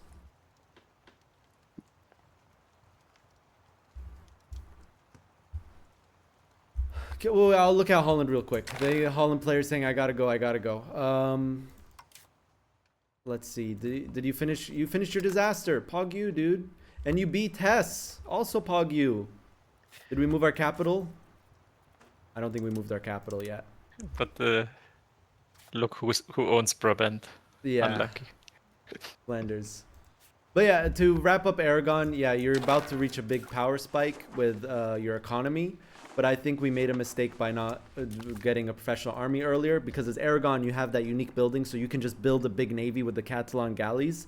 And you basically, as Aragon, need to just go crazy with early professional armies and a big navy that no one can contest. That's the biggest advantage of Aragon to anyone else in the Mediterranean. No one can contest your navy. No one. For basically the first half of this Age 2. No one can contest your navy. Even later in Age 2, because you can build so many boats with your building and you have so many ports, you're just going to have the strongest navy in the Mediterranean. Only Venice can keep up. Even Venice will struggle. Even Venice will struggle if they don't expand and get more ports. Right? Because of the way that it works in EU5, you just need ports to produce sailors. But they have a stupid navy building themselves. Oh yeah, yeah they do. They do. Yeah, you're right. Venetian arsenal. Yeah, you're right. When it comes to Holland, we didn't move our capital and we didn't get Flanders, but we did go into Hesse. Why did we go into Hesse? I mean, we're beating up a player. He's improving relations with him now. Probably to remove him from being able to join a coalition against him. We're probably because he had auto diplo. Auto diplo. You made that or what? But why is all of our states disloyal? What's going on there? Wait, what is going on? Schism. Maybe he robbed some privileges or something. I'm not sure what's going on. He just is max taxing right now, which is fine. Does he have a union with someone and is voting for weird things? No, the equilibrium is low. Oh, interesting. Probably not enough privileges. Not enough privileges, yeah. Again, this is what I'm talking about. People overvalue crown power. I'd much rather have loyal estates giving us bonuses than having more crown power. It's not even that much crown power. Yeah, especially the peasants need more fucking privileges. He gave everything to the burghers and nothing to the others. Yeah. I don't know about this. He literally gave everything in the list to them. What the fuck? How many privileges do you want? Yes. Yeah. We need to give more privileges. I don't know which ones, but we'd have to look. Probably this one, because we're also a naval nation. Surprise, surprise. And we're actually pushing land. Oh no. Why are we pushing land? Oh no. You can have high control on this entire coast, because you have a lot of natural harbors, no? Yeah, here, you can also give here, the no, innovation privileges to the estates. Here, here, here. Oh my god, you have so many natural harbors in the lowlands. That's insane. He is in a union though with Hanaut, but he's stronger though, so he should be able to push whatever he likes and not ruin his estate's satisfaction. So that's definitely what I would say to Holland is give more privileges. This is not good. You have too many disloyal estates, and also this is not good because you're losing research progress on your things. We also need to be pushing naval, not land. Pushing naval.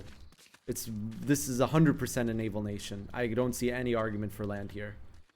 The most naval nation of them all. Yeah. Don't worry, I will help him with finance. And also the low communalism as well. I think also another problem is that he doesn't have decentralized communalism or traditionalist. So that also is impacting his estate satisfaction. So there you go. I think we could be in a lot better position if we did that. And we want to probably be urbanizing more on our coasts, getting more maritime presence. I think that will probably be the best bet. We're also low naval maintenance, which is also impacting us from losing naval progress. Our ruler is an admiral. Why are we pushing land so hard? What's going on? Army tradition. Ruler has general trait. Oh, you made a ruler a general. And he won a battle. And heir is a general. Oh no. Our army size too. We're over our expected army size.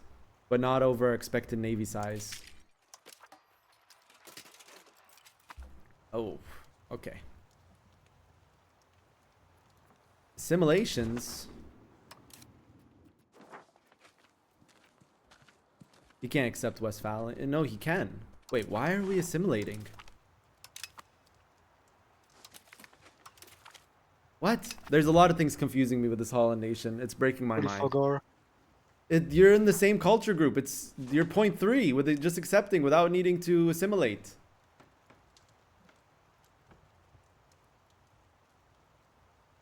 Where did the Prussians come from? Wait, is his cabinet on auto? No, it's not. Probably some like migrations or something. I don't know where the Prussians came from. All right. We'll do Two Sicilies and then we'll do Morocco.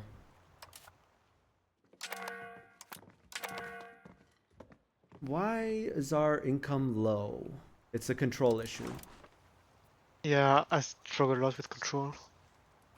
It's a control issue. I mean, it's another case of you're a naval nation. We're not pushing. So naval to be honest, enough. the main nation I wanted him to peace out was I want the fleets in the home to increase naval maritime presence. Yeah, actually, Aragon, you can take this nation on, dude. Napoleon did not like that. Yeah. I mean, I didn't play for like the half of the session, so yeah. I'm not gonna take this out. And I know we it's have bad. banking. What happened here? I got think it's pretty maritime presence only now got getting also fucked from the war. Yeah, only now. Got it now and no professional armies. Sailors, that's the issue.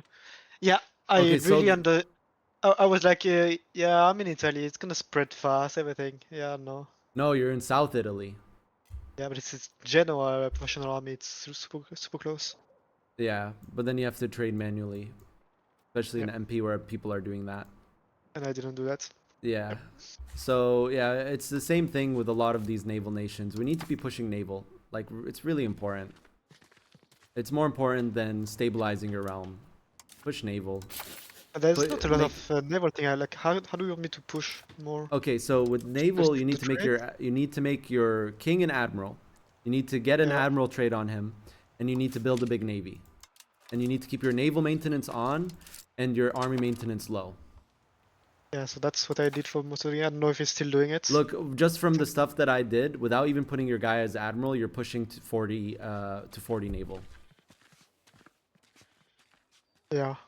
Yeah, and then yeah, we need a navy. Yeah, We need a navy. way bigger yeah, he needs especially to be. with the Greek I think lands. he just didn't do it during the war, but yeah. Yeah. I don't have the Greek land. It's just vassals for now. Eventually, I want it, but like it's so far away. That's why I was debating moving the capital. But like, you can project control on all of the land that you have as vassals. Just FYI. Yeah, you just need. Yeah, you still just from need the from 50. Naples. You need navies. Sure? Yes. You yeah, can with more navies, yeah, of course. But like, that's gonna... right now, no. But I'm saying that given the text, in Age of Renaissance, you can have control here. Look at Athens. Athens is one of the best. Is a one natural harbor. One. A lot of tiles in Greece are like this. I don't know why. There's a bunch of just natural harbors. If we look at harbor capacity map mode, look at Greece, dude. Why is Greece like this? It's OP. There's so many natural sense. harbors and it makes sense, yeah. But there's so many natural harbors in Greece. And that means that getting control over here, all you need is the maritime presence. If you have the maritime presence, you can project 50 plus control on all of Greece with Greek accepted. Of course, you need to accept Greek, which is pretty tough because it's expensive. But I think you have the strongest Greek.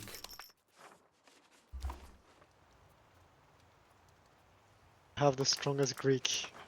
Yeah, Yeah, sure. you have the strongest Greek. No, actually, it's the knights because the knights switch to Greek. It switches everything. I mean, at that point, ally knights curry favors with knights and join his wars and do his crusades. Yes, I like that idea. Not even joking. So you can just join his wars just for the favors. Just so you can click the button to improve culture opinion. For military support. Of course, you can't do that yeah. until you take one Greek location. So probably we'll do like I think this. I have one though. You have no Greeks in your nation. You have 0 Greeks. Okay, he gave the provinces away to the vassal. Okay, that's... So you need to do this. I mean, the other option also is just kill the knights. No. Yeah, I'm pretty sure neither the Serb nor the Venetian That's nor the haram. Ottomans are gonna let me do The that. knights gave me 150 ducats. Don't kill them. No, but So but that's what I'm saying is you ally the knights and you join their wars, curry favors. You'll gain up to 50 favors that way, and then you can improve you can culture opinion. Yeah, you can just seize one province from your vassals and then you get a Greek province. Yeah. Then you have Greek. Yeah, you have Greek, which means that the option to improve culture opinion will appear on the next month tick. But you can't do it even with a player unless you have 50 favors. So, yeah, no joke. I mean, like I said, crusade. It's another situation where you don't need to expand. Like Aragon, I feel like you do need to expand if you want to keep scaling. With Two Sicilies, due to your control situation and the land you control in Greece, you just need navy to continue your scaling to the next step. You need navies, maritime presence, and harbor capacity, and naval push. You do those things, you can actually project really good control on all of your land that you have because you have so many coastal tiles. And it's a similar thing with like Vic 2 or Vic 3 as in EU5. Your naval power, having a lot of ports determines your naval power.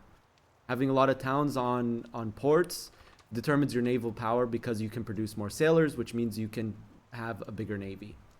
But yeah, if we just put our king, where is our king? What's our king doing? Oh, he's currently a ruler of Hungary. Yeah, I was thinking about this. Probably need to break off because it's getting annoying. I mean, you could do this. Switch to Orthodoxy. I was honestly thinking about this because Catholic is just and so then pain. same religion.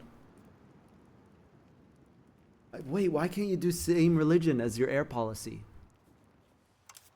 But yeah, you need to break. You need to get out of this union to be able to push naval more. Yeah. Yeah. But yeah, I'm probably gonna go Orthodox anyway because it's better. And I don't like Catholic. It's only better starting in age 3, so it's no rush. Yeah, and I can start converting the provinces anyway beforehand. Plus, before you go, you need a bunch of prestige, which you do that as Catholic nation by stacking religious influence, not spending it. And right before you turn to Orthodox, you make 2 saints and then switch to Orthodox. So you're at 100 prestige, and you can make your own patriarchate. Day 1. Yep. Yeah, I'll probably do that. Or join a player's patriarchate. I think Serbia has one. I don't know how many. Yeah, laws he I'm not passed. joining Serbia as patriarch. I'm pushing it extremely hard now. Did we Yeah, you change should the law allies- yet? Ally Serbia I and the think I did, but Ottomans. I'm using the cabinet action to push the thingy. Yeah, you did state patriarchate. Yeah, good. And it snowballs. Your tenants passing snowballs because you get more tenants with that can give you more. Like here, you can get religious influence here. You can get religious influence here. You can get religious influence not here. There's one privilege that I can give for 25. Yeah. I think. Yeah, but you if you want your own patriarchate, you want to push your religious influence because you want to get to the double Sabbath ASAP. That's your best tenant.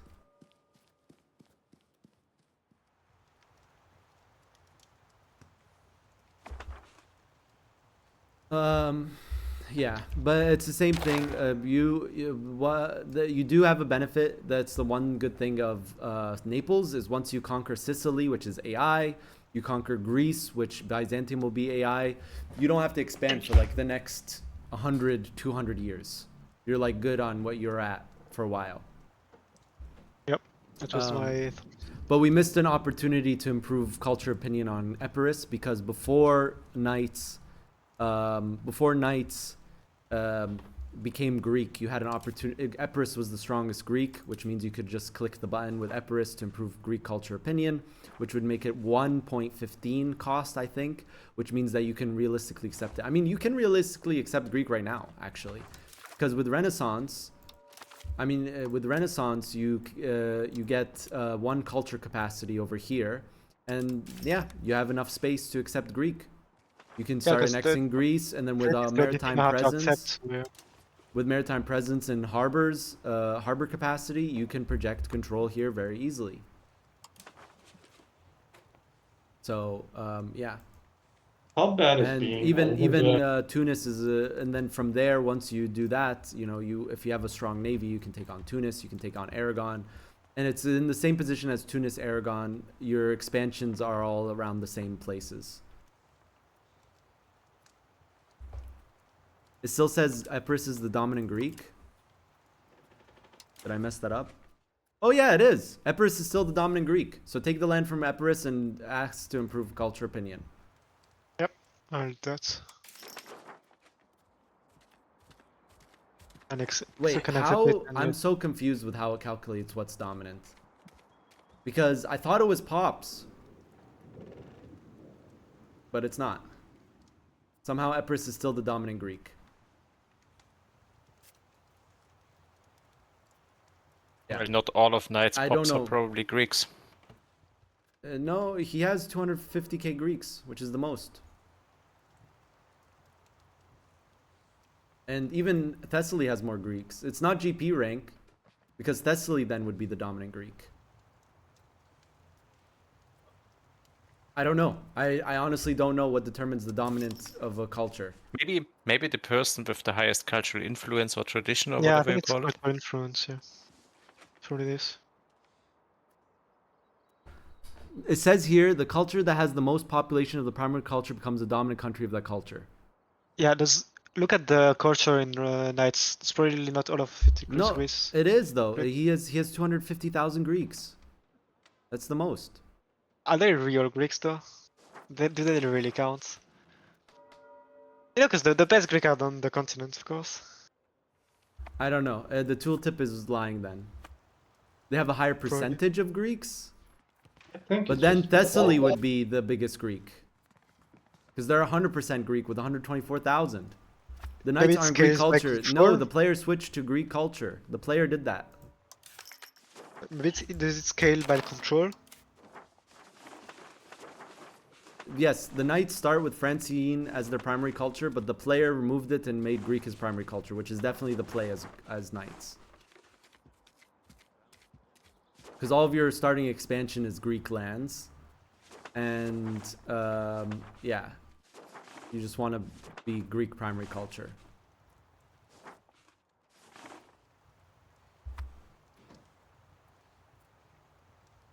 I don't know what's determining it, guys.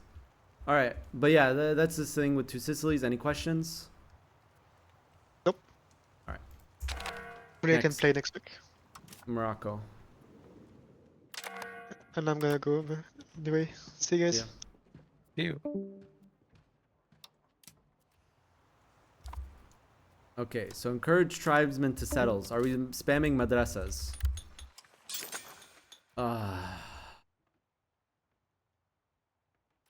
Okay, if you're a Muslim nation and you have a bunch of tribesmen, like Morocco, like Mali, spam madrasas. Spam them. Make sure every single urban location has them. Did he move his capital? He also didn't move his capital to Rabat, which I think is much better capital than Fez, once you are able to make towns all of here. It's the same thing. We talked about this last week. I'm sounding like a broken record. Push naval. He's pushing land.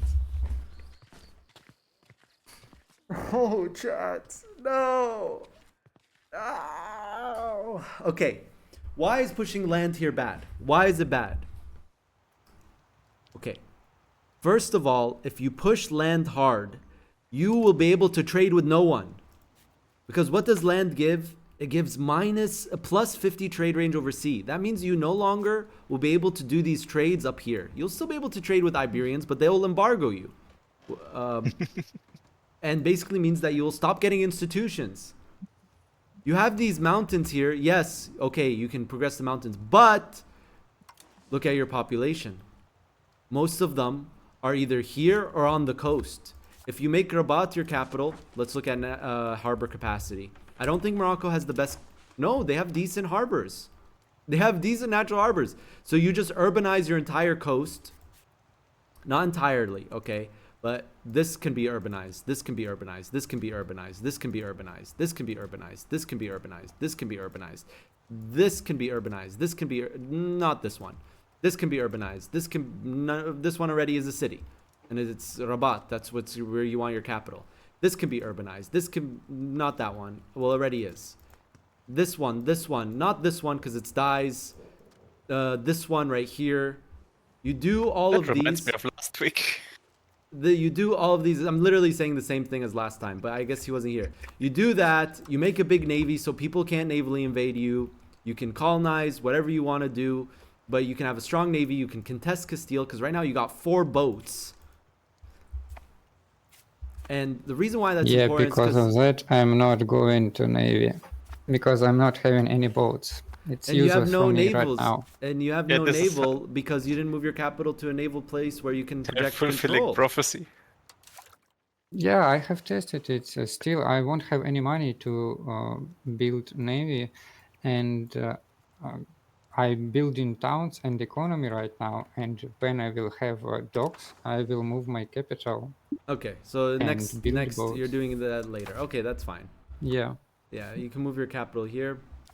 I will lose half of my income if I move my capital there. Yeah, I mean this one, Joe you're right, but Tangiers is not Tangali. Sorry, not Tangiers. Tanga. I don't know. This one is not urbanized, but yeah, basically you can project a control on your entire Moroccan coast and then build roads out from the areas. It's harder to manage a naval nation than it is a land nation. I'll give that, because with a land nation it's brainless. You just spam roads from your capital and that's it. But with a naval nation, you actually have to keep in mind of the proximity map mode and build roads out of ports rather than just spamming them out of your capital. So I do agree with that. But yeah, you can project a lot more control. Yeah, you can do that later. You're only now getting banking. Wharfs, because that would already give him a lot of sailors. I mean, he has the wharfs that he has, but the problem is control. right? Because monthly sailors and monthly manpower are scaled by control.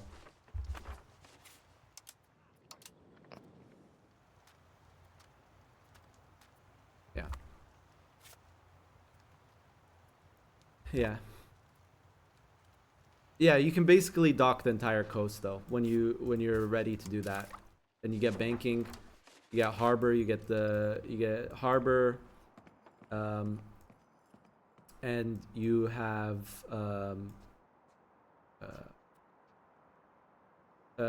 yeah, you have harbor plus protected harbor plus dock plus boat spam. Yes. They Once have you do been that- pirates for a reason. Yeah. I mean, at least keep your naval maintenance up. That's fine. It's up. It was one down when I went on the nation, but it's fine. It's fine. I think what you're doing is fine for scaling economy. But yeah, definitely later on, move your capital to Rabat, urbanize your coast, build the ships. It's essentially the same thing as last time. The same advice. I would have preferred to do it earlier, but the problem is the banking. Were we microing our trades or no? Yes. It was previously. Before banking, you were doing that, right? Yeah. And then are we building roads from every direction? Yeah, your roads map mode is sick. Good job there. It looks like it's doing really good though. You're doing fine. It looks good. Yeah.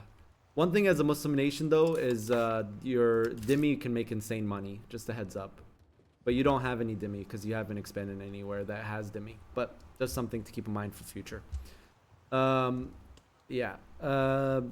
Besides that, I think you're on the right path. Okay, once you have the docks, yeah, move your capital to Rabat and urbanize your entire coast. Tank the prices to urbanize. Right now, masonry and lumber are not tanked. You know what I mean when I say that, right? Yeah. Yeah, more lumber mills. The good thing about lumber mills is they make your tools more profitable, so then you can make more tools, and then tools make iron more profitable and other goods like that. Yeah. The plus side with Morocco is you have pretty good RGOs. You have a copper. You have iron. You have wood. So, yeah.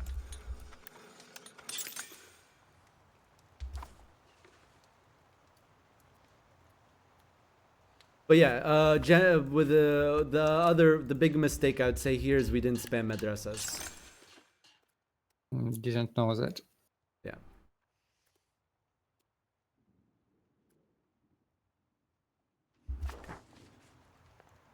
So yeah, that would be also a tip. So you can turn these tribesmen into things that don't, that are actually can get taxed. More tribesmen. Yeah. Thank you. So yeah, urbanize coast. I would even start I would urbanize the coast before you move your capital. Actually. I'm already starting to do it. Yeah, and I saw that. It looks really good.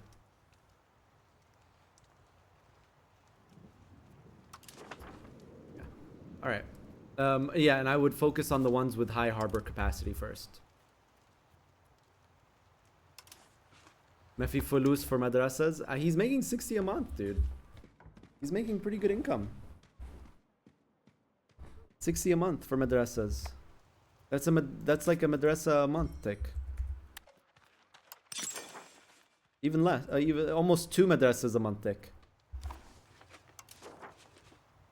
Yeah. That's a pro tip for anyone that's a Muslim nation with high tribesman pop. Build madrasas. Very good. Genoa wants me to look at his nation now. Okay, Genoa. Making very nice income. Sailors are looking really good now. How's our maritime presence? Not so good. What's going on there? We have banking. We have all the institutions because we're Genoa. But we don't have docks. We don't have upgraded boats. Unfortunately, with the current state of Navy, heavy ships just beat galleys. Just FYI for everyone watching. Heavy ships just beat galleys. I was wrong though. They do have a bonus on coastal tiles, but the problem is that I discovered is that the land overrun mechanic happens on Navy. So, yeah. Zoim, you're not this Holland player, right? No, you're definitely not. Holland is a different situation. They're Italians. Italians aren't even like minor nations in this game. They make a lot of money. They get the early institutions. They can use those as power spikes to maybe beat up other Italians or expand into the Mediterranean. Venice has the funny harbor building. Yeah. I'll look at Persia next. But we have something very powerful as Genoa that we're not taking advantage of. These guys. Good old crossbows. Yeah. They're just better version of crossbowmen, which already are like the infantry of choice in this age. So if I was Genoa, I think we might have rushed the wrong techs. Are they bind to culture or to the nation tag? Because so could you flip as Milan and get them?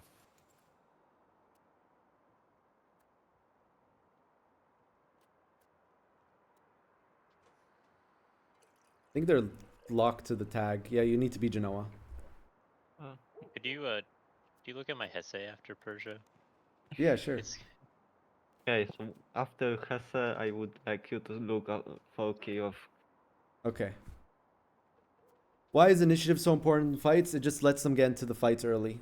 So while the other enemies are trickling in, your units are doing damage. So like initiative just makes you win the first stage of the battle, which snowballs the win, and there's an overrun mechanic. So let's say they don't have you have units in the front line, and they don't have units in the front line, but they're in the reserve. The reserve troops start taking an insane amount of morale damage because they're not on the front line yet. Plus, if you overflank one of the flanks, they start hitting the other side, doing extra damage while taking no damage. So initiative is a very important modifier for battles. So is light better than heavy? The problem with light cavalry versus regular cavalry is that light cavalry do less morale damage. So the overrun mechanic is less valuable, and they also take more damage. So once they get to the front line. Heavy cav are just powerful because when they do get on the front line, they just have so much combat power compared to other units. So Yeah, quality the better flanking than is strong. quantity? No, because quantity does frontage. I'm still on the fence on which one's better. But frontage is just like really good. This is like combat width in EU4, but in EU4, if you had higher combat width than your enemy, they also have the same combat width. In EU5, frontage does not get shared with your enemy. Would only be for 3, 4, 5 ticks. That could be a very big difference. And early game initiative is way more valuable than in mid game. When everyone's on professional armies, it's less valuable because they will just go to the front line together. Versus with levies, they just trickle. Initiative becomes less valuable as the game progresses. Make sense? Everyone on the same page? But, yeah. So, early game initiative just lets you roll over levy stacks, because levies trickle. Levies trickle. Versus, and they also do bonus damage to the reserve. So if you have a bunch of professional armies with high reserve, high initiative early on, they just absolutely destroy levies armies. Of course, in a multiplayer, by like age 3, everyone's going to be full professional armies because it's multiplayer. So initiative will become less valuable by then. But in age 2, definitely initiative is really valuable. But if you have a bunch of heavy cav that will go in at the same time. Good night, Extremes. Yeah. What do we do in this situation to continue the scaling? I mean, we need to expand somewhere. That's simple as that. We're not Naples. We're not, you know, we're not Hungary where we have like a bunch of, it's the same thing with like Austria. We need to expand. Where do we need to expand? Well, we need a bigger navy, first of all. We have the Genoese galley, which is a very nice galley. It's better than the Catalan galley, which is interesting, actually. Actually, maybe it's the same. I'm actually curious. I think it has more cannons. It has more cannons, actually. Yeah, you're right. So we can build a big navy. We need more maritime presence. We need to push naval. It's like same thing. We are pushing naval very highly, though. Should he go into Crimea? I mean, he already lost his foothold there, and he can never project control there. I mean, it could be good for the trade because of trade range. If we go full naval, we could potentially trade with there, and we are. This is also another advantage of over naval over land. There's trade range on naval is just way higher than trade range on land. So 50% trade range malice to sea is way worse than 50% trade range over land. I think that we missed the power spike. We missed a power spike with our unique units. Genoa's power is in the Age of Renaissance. So unfortunately, we did miss a power spike. We can get all 3 institutions gigafast, which is a really big advantage. We can use that to get early. I think we just prioritized the wrong techs, and I really hate to be like, oh, you did the wrong thing instead of just saying this is what you can do next. But it is, unfortunately, you did miss a power spike. We went for these techs, like trade maritime advantage. Like, this doesn't even do much because you don't even have a big navy. Market attraction, that doesn't really do much for us because we don't even own that much land. And then, I don't know. I feel like we went for the wrong things first.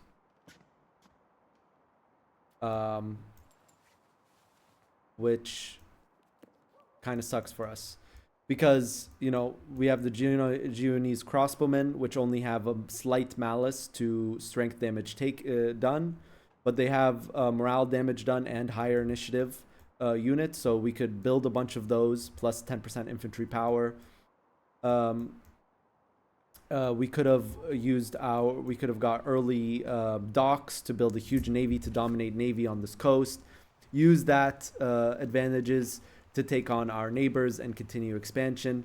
We need to expand at this point. We're going to reach a plateau quite fast on this Genoa, unfortunately.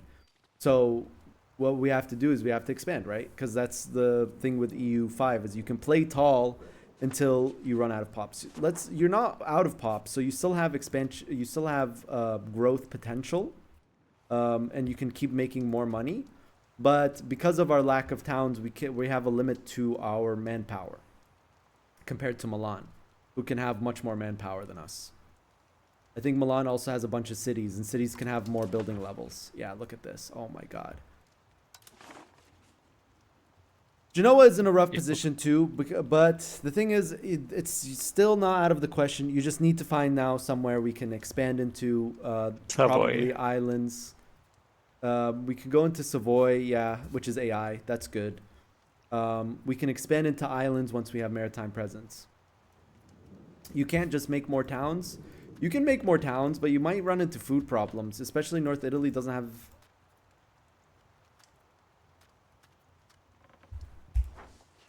He has no rivers. We could make more towns. We can make more cities. I think that will give us advantage.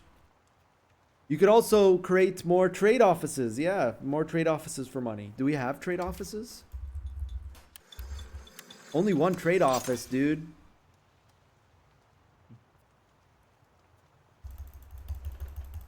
Yoink!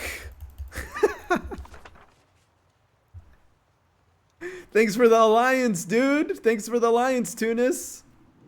I'm gonna take all your trade now and use your pops as my pops. Oh, Aragon. The moment I see those popping up in my vessels, I'm gonna walk over.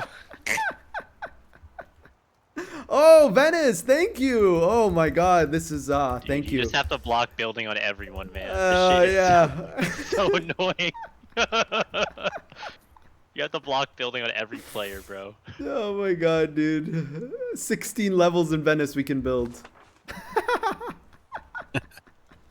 Look at Venice's perspective. He hovers over his capital and there's 16 buildings queued. Where did my trade go? Where did my trade go? Look what this gives. Maritime presence to owners, so you don't even need a navy. Trade advantage and trade capacity. That's funny. You can do that as Genoa. Don't forget about that. But you technically just put maritime presence to Crimea with that. Yeah, you can. You could, yeah. You would have to like make like a chain of like nations that you improve relations with. I'd say though, right now, a bit of a rough spot. Yeah, we have some scaling we can still do. We can do the trade offices, but like people can just do this. The thing is though, I'm pretty sure it doesn't stop the queuing. So if you queue it up and then they hit this, they're still all building. They can't stop. They need to make bad relations. Yeah. Yes, yes, block building. Best button in the game. Yeah. I mean, they can also embargo you once they build, but then they just have a bunch of their pops in the buildings, and then they can delete them later, but then you get a CB on them. But it's not Wait, like how you can delete project that. buildings if they've already built it? Are you allowed to actually click the delete button? Relations. You need to make bad relations, and then you can delete them. Oh, okay, thank God. Yeah. Or you embargo him, and then he only has maintenance, but he can't trade. Yeah. But yeah, no, there's still potential here. I don't want us to doomer here. We still, you know, we're not fully depeasanted or anything. We still can scale with what we got, play more tall, and then look for good opportunities for expansion. That's what I would do if I was this Genoa. Build a big navy, project maritime presence, spam trade offices, and look for opportunities of expansion. That's your MO. All right. Questions? I think it was Persia next. I think it's Persia and Kiev. Persia and Kiev. Okay, biggest problem here is institutions. Did we do the trade range text? The problem is also with nations like this that I have not played. I don't know what's good and what's not good. The good thing as being in Asia is you have a bunch of texts that you can do before even getting the institutions. Look how big his branches tree is. Did we rush our trade range texts? Trade range in this situation is incredibly important. On Genoa, I would say it's less important. But on this nation is incredibly important. Did we do that? Let's see.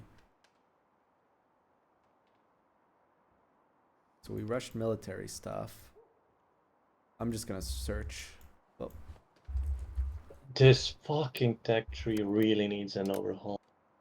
It's so difficult to see things. I mean, in the other one, you can zoom out more in 1.08. Yes.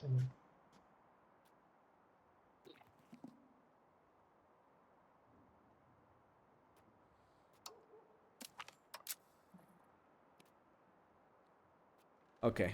All right, so we need this tech. You need to forget all the other techs you're doing.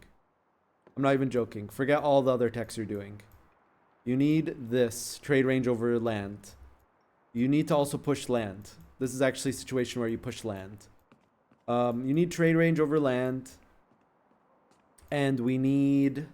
there's also another trade range tech that you can get. I'm pretty sure. Muslim merchants. Yeah, we already queued that up. Not that one.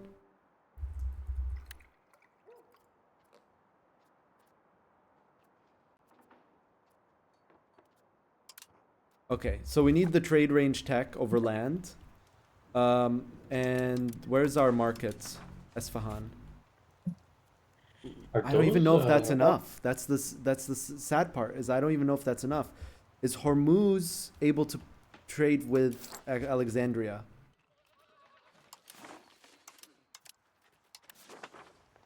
No. Rough. It is not enough. That is rough. Maybe with full land we can. Okay, let's see here. Well, let's see what we can do. We need a sergeantry, first of all, which we do have. We need to put our general, our king as a general. Okay. We need to keep army maintenance up. Okay. And then is Tabriz, we need to probably expand and snakes to Tabriz and own it ourselves, which we're very close to, but it belongs to Georgia. Oof. Because I think Tabriz can at least trade with Damascus. I don't know if it can trade with Alexandria with that. But if we get the trade range over land, so forget all of these other texts that we're doing. Keep that one going because you already have progress in it. Muslim caravans, can we just get it? No, we need all of this stuff first. So cancel that. Baghdad can definitely trade with Alexandria. So even snaking Baghdad, that's going to be tough though. But I think with that tech and pushing more to land, we can. So if we go here and then societal values, land, we can get to 0.37 land. We can get to 37 land. Then we need our general to win a battle so he gets a general trait. Or lose a battle. You just need him in a battle to get a general trait. Maybe then we can trade with Alexandria, but at least for sure we'll be able to trade with Damascus. And luckily for us, Mamluks did not make a vassal in Damascus. So that means that once Mamluks gets the institutions, which he already does, Damascus should be getting institution growth. And it does. Yeah, it does. So no, we would be able to get, and then we need to just import from Damascus. Just forget about trade income. Just make sure the trades are going and import from Damascus. That's it. That's how you get institutions here. Of course, prepare for the institution to spread by building a library here, which we do have. Do we? We do. And then roads here. Timurids is not a player. And then we want to get the expand cities. The one feels bad, man, when we're as Persia, is that we have the really OP restoration of cities, which is another -25 founding town cost.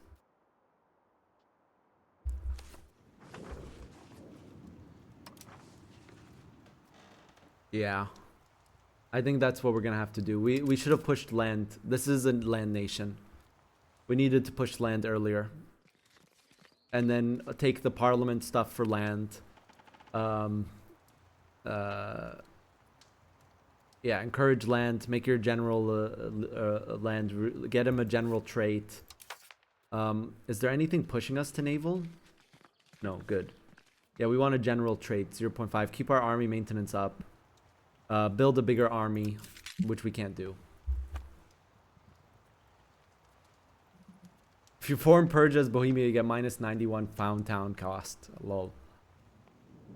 Why does trade range matter? Because he can't trade with Damascus, which is his source for the institutions.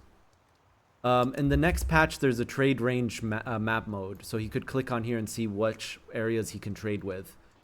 But this is out of his trade range, but I think it's just enough that if we push land and we get this tech, I would have to reload the game in debug mode to check. But I think with a more trade land range over land usage and this one over land usage, I think we can do it. I think. Could be wrong, so I'm sorry if I'm wrong. Tabriz can get from Damascus, but now he has to wait for Tabriz to get the institution, which the Georgia player has no motivation to push it here. So that's all up to AI. Maybe with the land push and trade range over land, we can get from Georgia.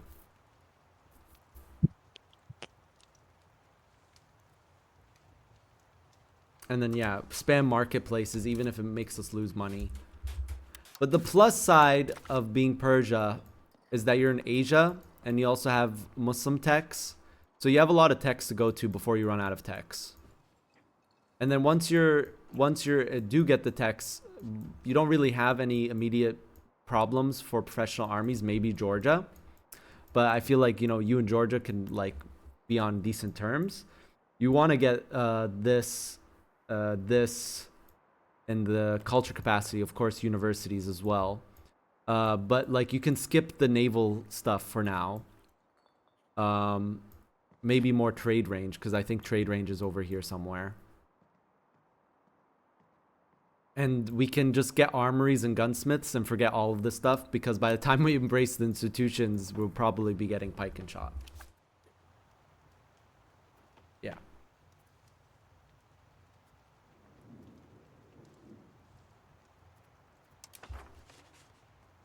I mean, if you're in India, you make a thing here and you can trade with Alexandria.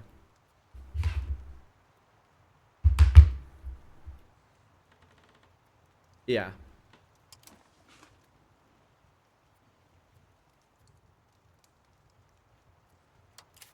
But on the plus side, if I think we want to get Renaissance first as Persia, because we could spawn printing press here, and printing press is huge for Persia. Because new roads. Somewhere here. I forget where. Paved roads. But if you're able to get Renaissance in your capital, embrace it, you can get printing press because you just need to be producing 5 paper in a university.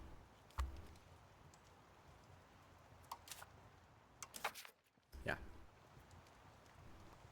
A little worried with your centralization versus decentralization right now because you got an insane amount of vassals. I think you're going to have to max Diplo Slider, which you're already doing.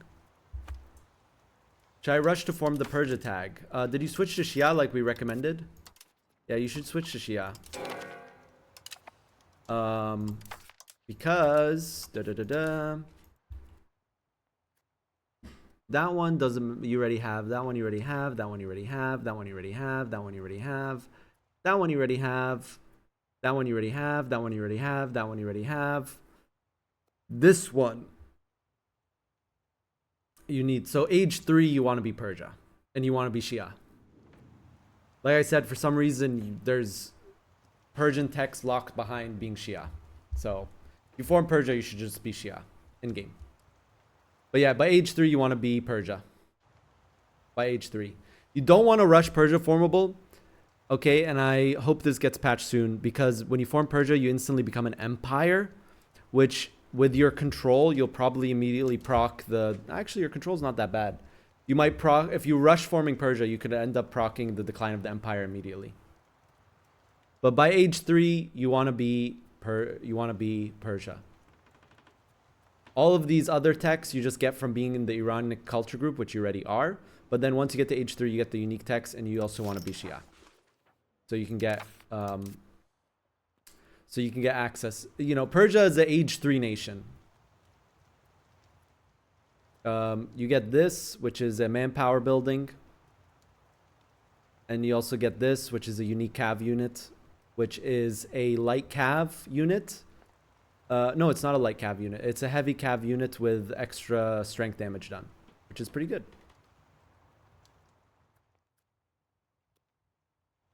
And then also because you're Shia, you can get the Persian feudal theocracy, which gives you an extra cabinet seat, plus religious conversions. You get Gilman. Any tip to improve income? Oh my god. Oh, it's because we just switched to Shia. Your income is going to be worse because you switched to Shia, which is probably why it would have been better to do it earlier. Also would have hurt your antagonism because most of these nations are Sunni. But I think at this point it's okay to do that and we can focus on conversions right now, especially if we spam madrasa buildings. Dude, no one ever builds madrasas. I mean, you have no tribesmen in here, but in your case, if you switch to Shia, it's still good because madrasa has a conversion modifier and you are going to have bad tolerance of heretics.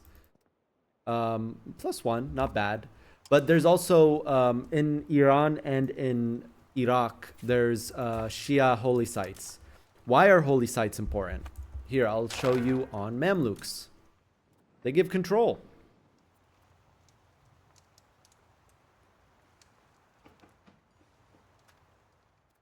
Is that just for Shia and Sunni or other religions as well? Other religions as well. You can see your holy sites, I think, in the religion tab somewhere. Yeah, here. And you just don't do the owned. And you do Sunni here. Or Islam. Actually, don't know how you filter this, actually. Sort by... Actually, is there no way? How do you sort here? How do you filter it? But yeah, you want these holy sites. Oh my god.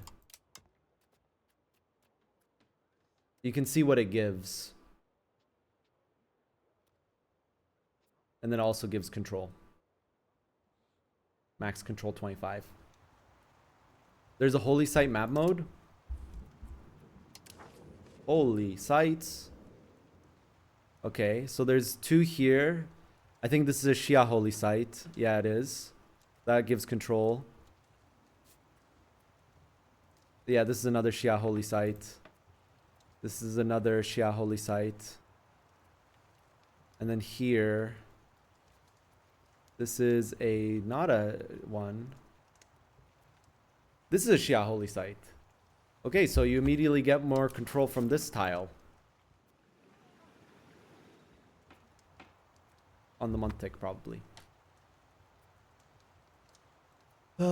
Okay. But yeah, how to improve your money? It's gonna be from urbanization, I think.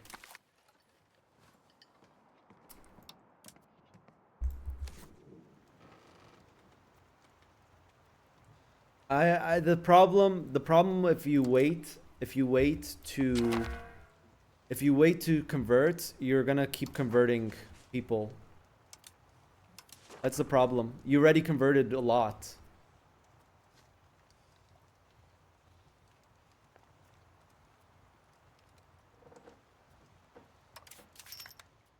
And you do have high conversion rate right now.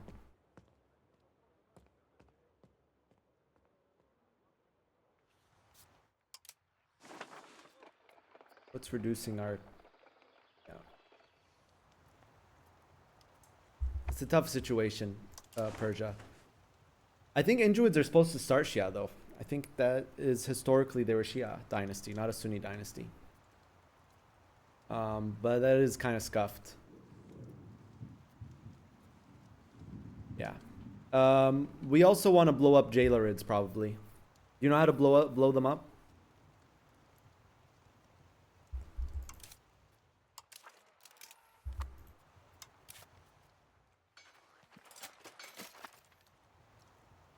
At some point, we want to blow them up. I mean, you can ask Ottomans to help you do it as well, because they're going to want Retinids at some point. You need to, since Jailerids are the same way you did with Shobanids. Oh, actually, they didn't even get blown up. That's kind of funny.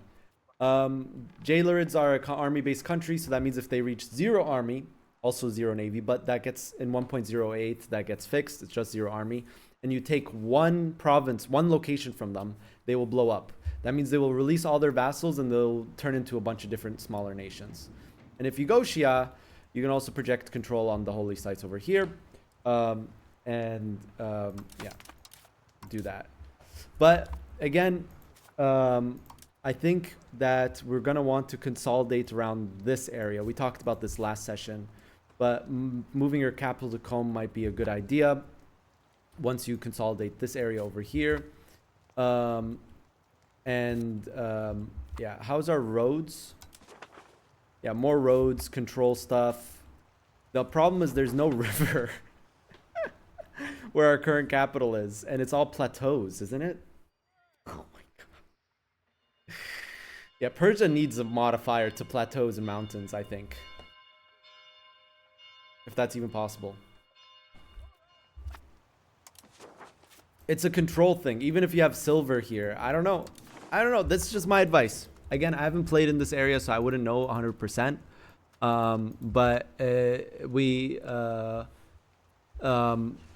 This at least gives you a downstream river that goes all the way.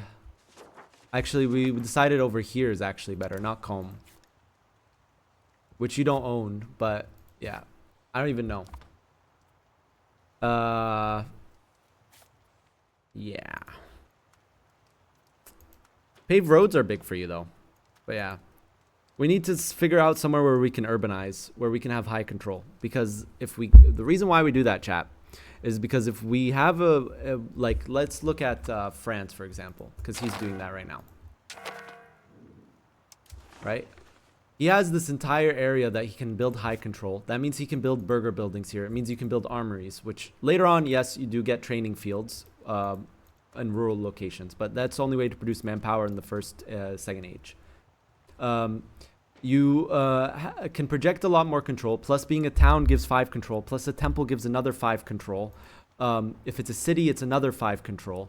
So you get 15 control just from being a city and a temple. Okay, so then you can actually project really high control over here, and you can see the same thing is happening with France.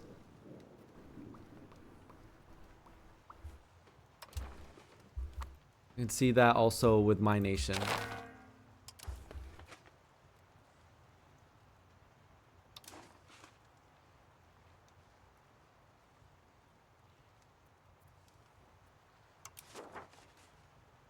If you blow up the jailerids, you no longer get the CD. Also question, do you guys think Ilkhanate is better? Ilkhanate requires a lot more though. There's a -10 proximity cost in Ilkhanate, so it's probably better. And a 10% research speed. But it requires more, and you need to kill every single nation in the Ilkhanate, so you need to make sure there's nothing. So it's a lot harder to form than Persia. And forming Persia removes you out of the Ilkhanate as well. I'm pretty sure. I'm not 100%. Okay.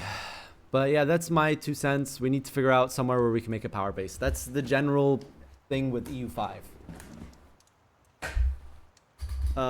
That's the general thing with EU5. You need to figure out somewhere where you can make a power base.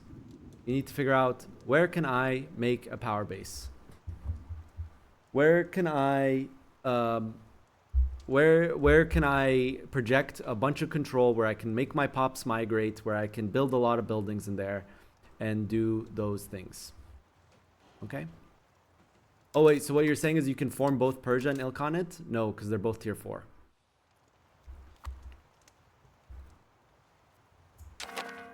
Kiev. Very nice balance. Very, very nice balance. We like this. Wait, my cooked Hesse, maybe? Okay, quickly on Hesse. It's not going to be that too long, I don't think. Are you a different player than last week? Yeah, okay, so a little bit of backstory. I may have trolled in a war against Holland, and that's why the Hesse Highlands exist. But if I were to play at the start of next session, I could conquer it in the first year of the session and take it all back, and I have cores. Because I can just win against that AI, and he doesn't have enough allies to actually cause a problem. Okay, because Netherlands just blew you up in the peace deal. Yes. I'm not actually dead, because I can annex the Hesse Highlands in one war at the start of the session, and that's all of my land back. Okay, there you go. Okay, so we're so back. But it's not really, the question is not about the Diplo or the mill scenario. It's actually more about building, how to properly build up in North Germany, which feels like such a shit region. I'm trying to build a power base out of by moving my capital to where it is right now and trying to build on the river line, but But you're blocked by Netherlands. I'm blocked by Netherlands, but also I don't know if there's more tricks I should be doing to try to maximize that power base. I mean, this is your best option, so I don't think so. It would just be not even caring about food and just urbanizing this entire area. Just spam urbanize every single province and just every build tile armory, on the I guess. river, build armories and expand and conquer the area, and then find another river line to expand on for the future. Because I don't think, unless you take doing on the right thing. Yeah, basically. Except for the troll war against the Dutch, that was a horrible idea. Yeah. Yeah, there's a bunch of rivers here. You just gotta pick one and then expand on it, which I think yours is fine. I think this is fine. We're just gonna want to build roads, bridges, urbanize. Yeah, I spammed out a bunch of roads and bridges already. I haven't built any new cities because my country is insanely broke and I need to spend money on some professionals to win the war I'm about to fight against the AI. Yeah. But if I annex that AI, my income goes to 35 or 40, and it takes That's a year or two to annex them. But still feel pretty far behind everyone else in the area, so it kind of feels very dangerous. I'm probably gonna die. You're gonna need to do might some as well diplomacy. try. Yeah. I would. You have, so as Hess, you have the really OP mining law that gives you -20 founding town cost. So you should definitely do the -10 tank founding town cost, make towns. Yeah. I was planning to grab that tech after I got the cav. I'm trying to get the cav units right now and spam them. The question is, why are we on this the export ban? Export ban? I don't know. You don't even have your own market center, so it doesn't even do anything. The export gold ban? Does it not do anything if you don't market? But You don't have a market center. No, it does nothing. It gives more income from minting though, no? Like it's probably worth it just for that. Or is it not? I mean, when I take that land back, because I have like the Giga gold mines, which is my entire economy, the blood mines. I don't know, the previous player named it blood mines. I don't know The previous why. player was a memer and didn't come back. That's kind of hilarious, but also weird. I guess, I don't know. I guess, yeah, just expand. Yeah, you got this nice idea here. Probably diplomacy-wise might be good to ally England. And I was allied to England before, but I talked to him. He was like, "Yeah, I was just allied to him for the meme, but maybe I will like try to re-ally England as not a meme and as like actual alliance." Yeah. So that Holland doesn't fucking kill me, because I know he's gonna instantly deck the second the truce is up. But I do have. I wasn't planning on it. Fix the Highlands before I get decked. Yeah. For sure. No, you can consolidate your region and then play from that. Like I said, you. Probably as a small nation in Germany, you don't even want to you need to urbanize more because you just have such limited land. Just on the river is good enough. If you can get cities on this river, it becomes Omega because they're all over 20 development except for one. And the reason why that's important is because we can stack temple, road, bridge. You need the road to build the bridge. Bridge. Yeah, I have the road. And then Pound Lock I have the Canal. bridge. Oh, is this Pound Lock Canal you can put because of the city, right? City. So you probably want to migrate people into those cities and just play like this really tall play style for now. Also, my capital's hilariously depopulated right now. I actually don't know how that happened.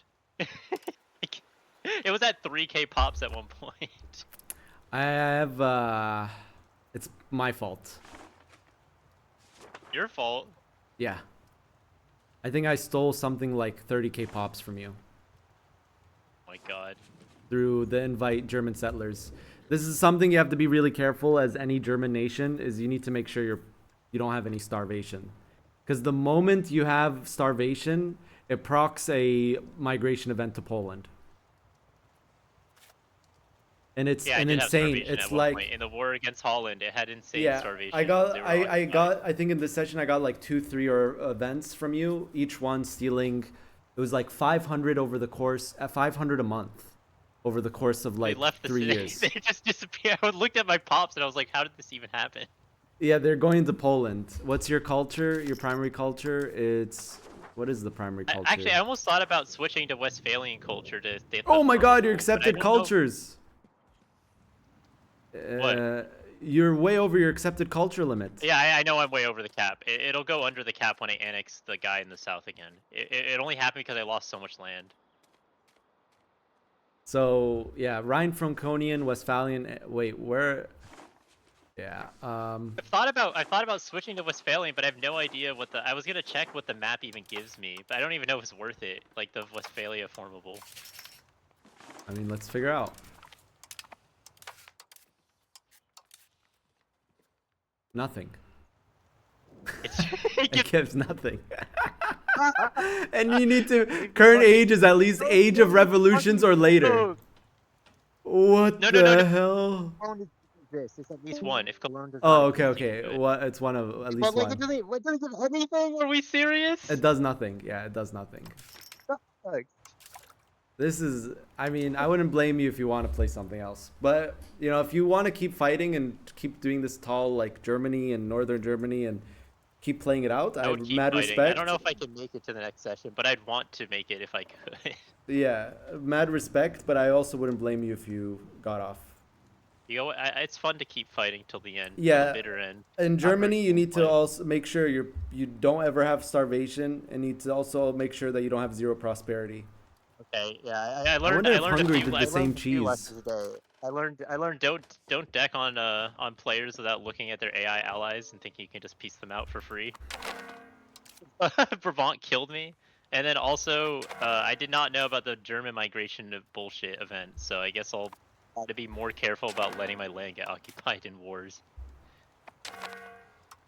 There was also an AI war where I got occupied a lot that probably also caused the migration event spam to like depopulate my city. Yeah, I have. How How many many Germans are? Oh. Yeah. How many? I have 15,000. I have more of your primary culture in my nation than in your nation. Dude, it's over. Yeah. Oh. Yeah. It's like my biggest group too. Of Germans. Yeah, I got stack wiped right at the start of the war by Brabant's army, and it was like it was weird because it wasn't like a huge troop. Like it was like they had double my troops, but not so much I expected a stack wipe to happen. I just got fucking finish wiped instantly. There were stacks of cav on it. That's why. You had cav? Like I thought 3 you or didn't have 4. professionals at that point. It's cooked. Nope. I trolled. All I needed to do was just wait a little bit and build some professionals and have mains build some professionals, and it would have been like an actual war. But I was impatient. Yeah. Yeah. All right, Kiev. I mean, I tried. Oh, you have time. Well, I looked over your nation, Holland. If you want to watch VOD. Oh. Yeah, I said it when Yeah, you were saying I'll you're go. leaving. Okay. Let's see. Kiev. Another nation that I have not played. We need to make sure we don't lose our Cossacks. No! How do you even make sure that they don't go away? I don't even know. No What's so idea. hard about Like Cossacks? You need to I you need to think next what this vassal. You happened- need to annex this vassal, and you need to make sure a location keeps tribesmen. Because if you annex this vassal, you'll get your Cossacks back. I think that they automatically change its culture because Cossacks are. No, the way that you get Cossacks is that you are a Slavic country. East Slavic country is your primary culture, and you have tribesmen. So once you have 0 tribesmen, you lose Cossacks. It's like the tribes estate. Yeah. We can also. Why are we not integrating subjects too? Because the proximity, like. Alright, so if we go to the proximity to capital map mode, you can see that it's yellow on the side on Kodak specifically. That means that when we annex Kodak, we will have proximity. Like I annexed the already few vassals, and I don't know if Kodak has already integrated all of his provinces. You mean like the cultures? Oh, like did he? Okay, he called already because I recently gave, maybe not that recently, but I gave him more terrain, like. Yeah. I mean, you can always check with the integration map mode. He did. Yeah, so this river is, of course, you have a really nice river. Dnieper, right? So one way to always know if you should annex a vassal or not is use the proximity to capital map mode. And if it's yellow on the border of a subject, that means it's going to be like close to that on the subject. Are we doing the bridges on the river as well? Yes, where I have bridges. Missing a couple, not a big deal. I think it's because. Oh, it's new. Oh. It's because we don't have we need to turn off the available peasants. This is also something with settlements. We don't have, but maybe in our subjects. Oh.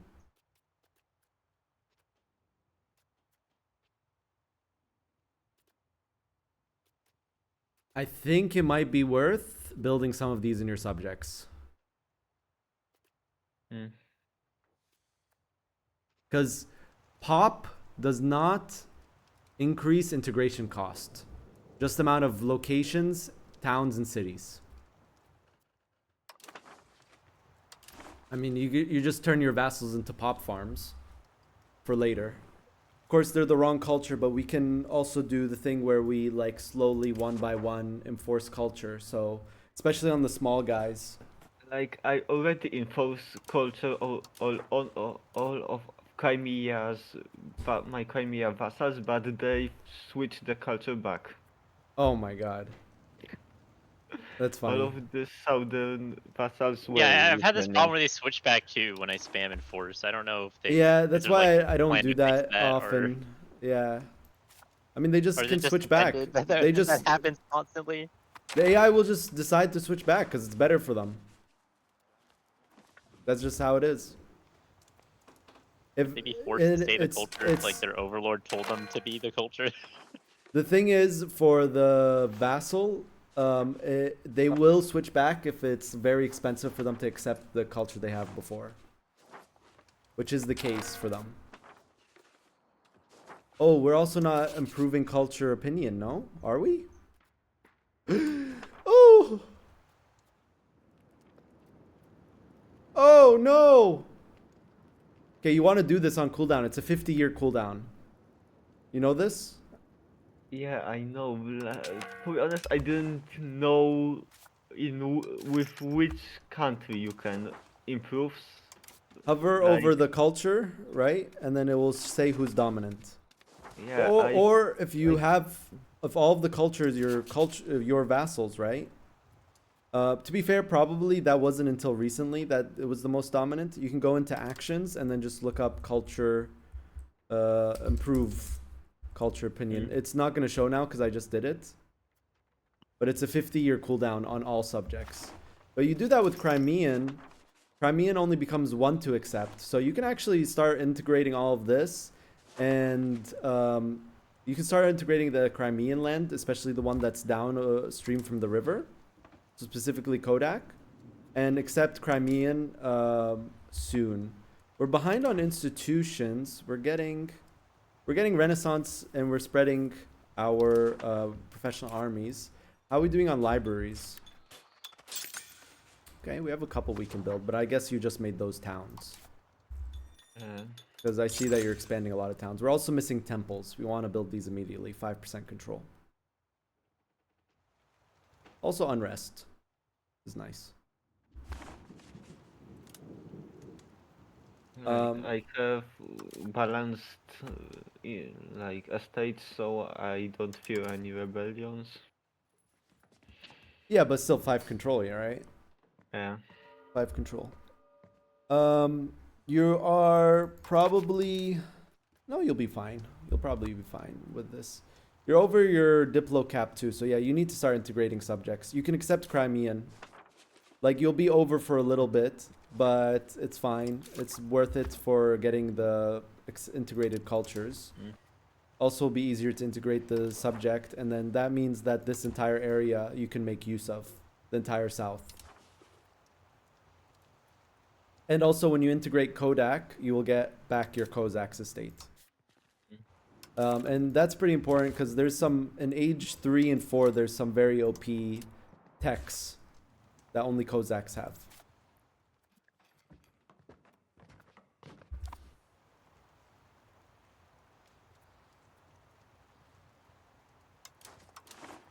Wait, there are techs that unlock because you have Cossacks, or you're talking about privileges? Techs. There's a 5 discipline, 10 cav power, 10 horse output. There's cav maintenance. You get techs because you just for having Cossacks as an estate available. That's Yes. crazy. But you need to make sure you always have tribesmen. Yeah, you can. We can see this right now, actually. So he has. How do you make sure that like the tribesmen don't get converted? You just keep them a rural location where you just don't upgrade an RGO. And you don't take the privileges that convert tribesmen, and they just will stay tribesmen. I think that's the strategy. I'm not 100% because, you know, usually with tribesmen, you want to just convert them. But when it comes to Cossacks, you want to at least have some. But if we seize a location from this guy, just to test real quick. That should give us tribesmen, which should... No, it doesn't. Okay, so maybe they need to also be Orthodox. From what I saw, it's about culture because there was a like Cossack culture in my country, and now it isn't here. Oh, it's a culture. Yeah, you're right. They're your culture tied with yeah. Does anyone have that anymore?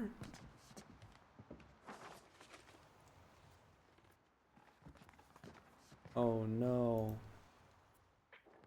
Oh, they're here. They're here. I found them.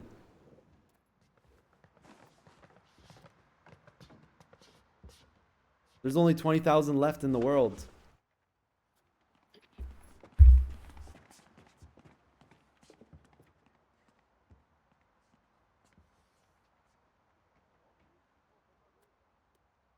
There's only 20,000 Cossacks left in the world. It seems like the Cossacks just die out. I remember playing Russian single player and I never saw them ever. Okay. They probably need like a permanent 1 million culture tradition, so they just never convert. I think what I should do is, but I won't be able to accept it even, but I need to check if I can like promote like assimilate people into culture. No, I can only for the culture I accept, so there's no way for me to increase my Cossack size. Yeah, I don't know, actually.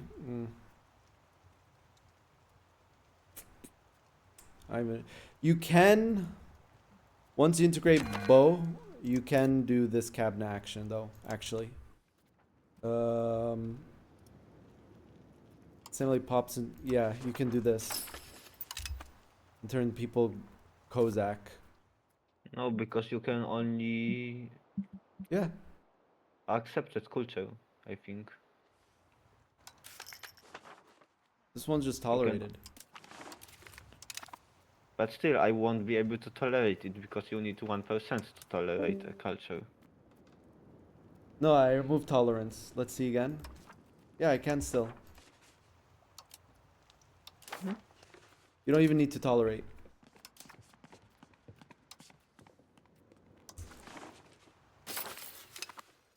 Okay. Yeah, see, chat.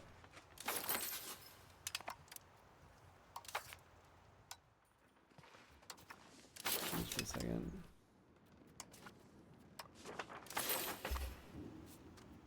And for some reason they convert giga fast. This cannot be right.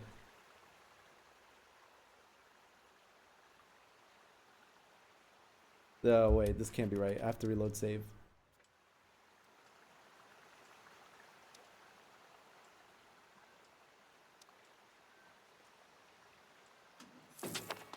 Yeah, it does.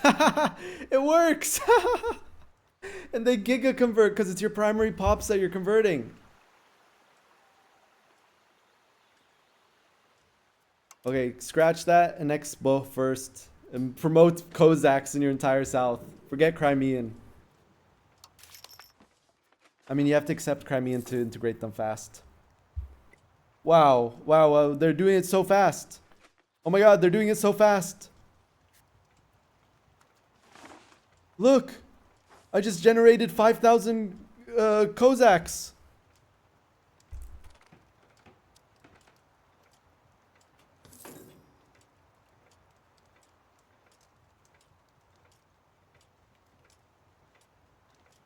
Yeah, it doesn't work though as Crimea unless you do it early though, because you need 1% to assimilate according to chat. So funny while it lasted.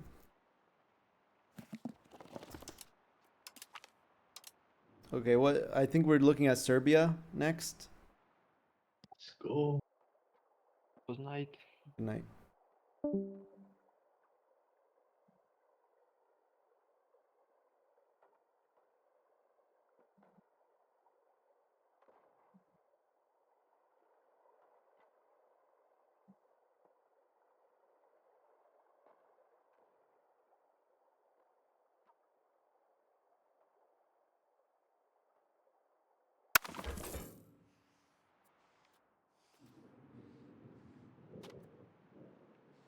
How did I do this?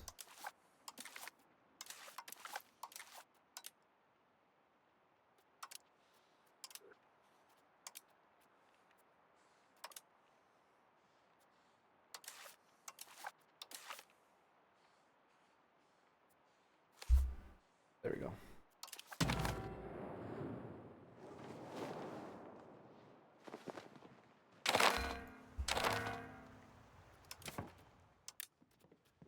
Our scaling has kind of stalled on Serbia, but this is what I was worried about. Do you have any reasons why? Like, why do you feel like it stalled? The scaling? You stopped investing. You stopped investing? Yeah. Also, the income dropped by like 20. Why? I see a tax base decrease as well. Probably events. Oh, I think yeah, probably because I gave up the privileges. Okay, so we didn't push communalism like I said last time. Oh no. Not going communalism at all. But then we We'll can just never have to- remove the -5 control. No, you can. They kept thingy. Okay. So what is it that we're planning to do here? We got Albania from what's his name? From Naples, no? Yeah. Are we gonna accept the Albanians? They're No, too we're gonna expensive. convert them. They're too expensive to accept because they're not in any culture group. Where It's did the not Albanians? issuing them. They're going to be. I'm gonna be about 2 above my culture capacity, so rough. Oh. Well, at least we almost have Renaissance, no? Yeah, we do. Everything. Yeah, so we can get the +1 culture capacity here. A lot more marketplaces than I did, which is why you're getting the institutions a lot faster. I think that was really good, actually. I'm gonna copy that. Yeah.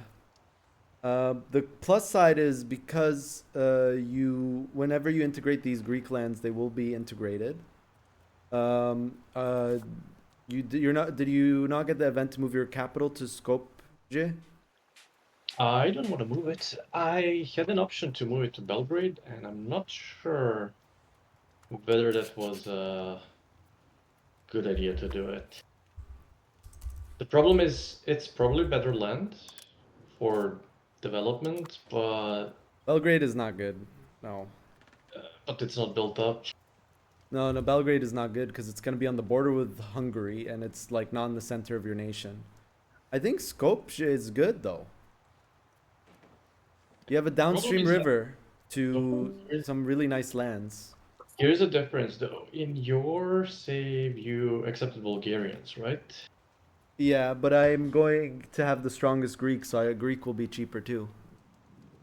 Yeah, so the thing is, I did not accept Bulgarian. So that land in the south is not going to be my culture. Which is going to hurt for the armories. Ah.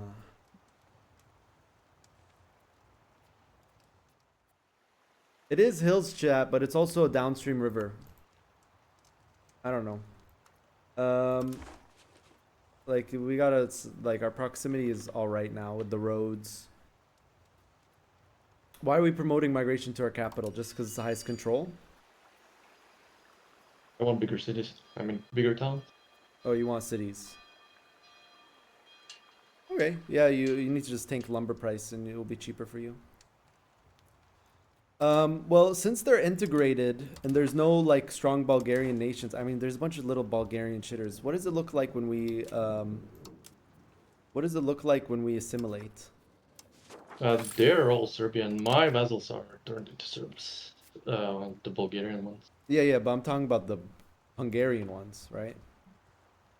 Yeah, and that's the problem. The Hungary got the vassals on my border, so the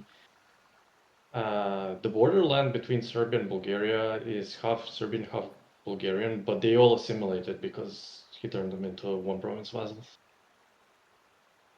Yeah, but you can still assimilate pretty well. I just That's checked. true. Yeah. You can assimilate because it's integrated lands. You can make assimilation faster by also increasing control in the province you're assimilating. So you can assimilate the Bulgarians faster. We're doing a pop farm mechanic here. Chat, if you don't know what he's doing. He's building settlements. He's building settlements and then expelling the people from where he has settlements. So the settlements continuously can produce pops. And they leave the places where there's low control. So the low control areas just generate pops for the high control areas. It's pretty clever. Yeah, the issue is I look at the Ottomans, like he's got towns with 20k pops. I only have 5, 8, maybe sometimes 10. It's like if I'm gonna ever compete with the Ottomans or Hungary, Empire's gonna be an issue. Yeah, also Ottomans have Janissary barracks. And every time they go to war, those fill up to the brim. Yeah, I don't know. Personally, I don't think, I feel like Skopje is a better capital. I think. Because then we get more use of this Greek land. Actually, I'm not sure. But it shouldn't be much difference though. Maybe like 10 to 15%, but then you lose the control over the Albanian stuff, and then there is wood there. It's difficult to. Okay, yeah.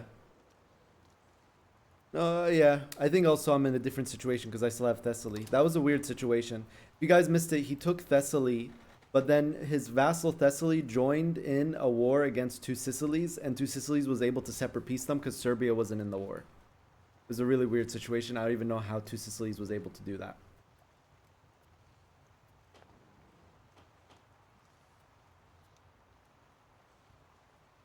Yeah. This is the challenge though with Serbia, is that like you will get the high tax base early and then it's like, how do I scale this now? That's how I feel when I play Serbia anyways. Well, currently the good thing is that my trade is moving away from gold into guns or firearms. Okay. So that's gonna generate a lot of income temporarily. Need to figure out how to use it.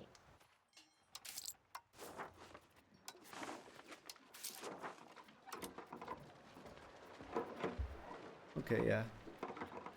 You're sending guns out.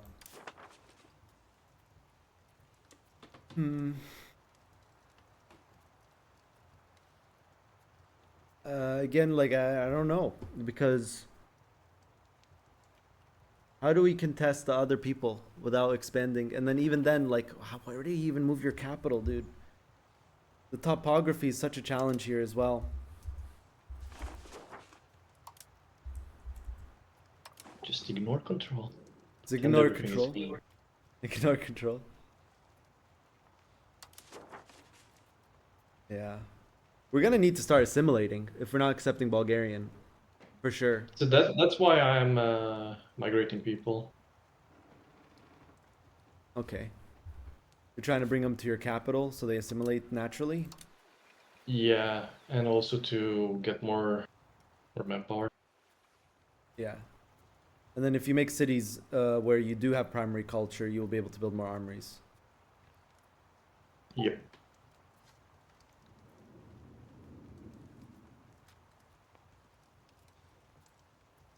I think if he had Thessaly, I think Skopje is better. I think that he doesn't have it and he got Albania instead. I think his capital is better.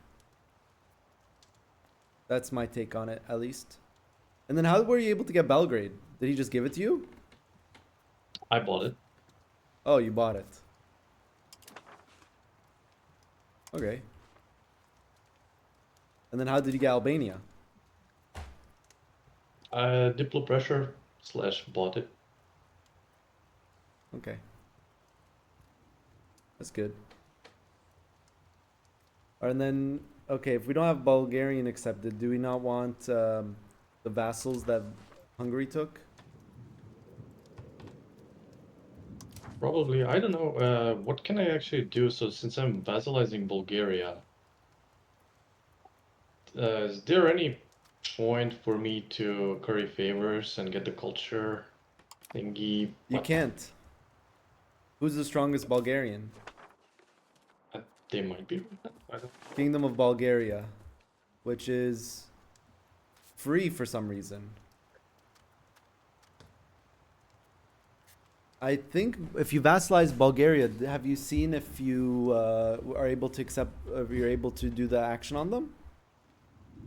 Like directly vassalize them, not annex and release. Yeah, that's what I was thinking. I haven't tested it yet. Probably can. Oh, you're blocked because of the civil war. You need to intervene in the civil war. There you go. Now you're no longer blocked.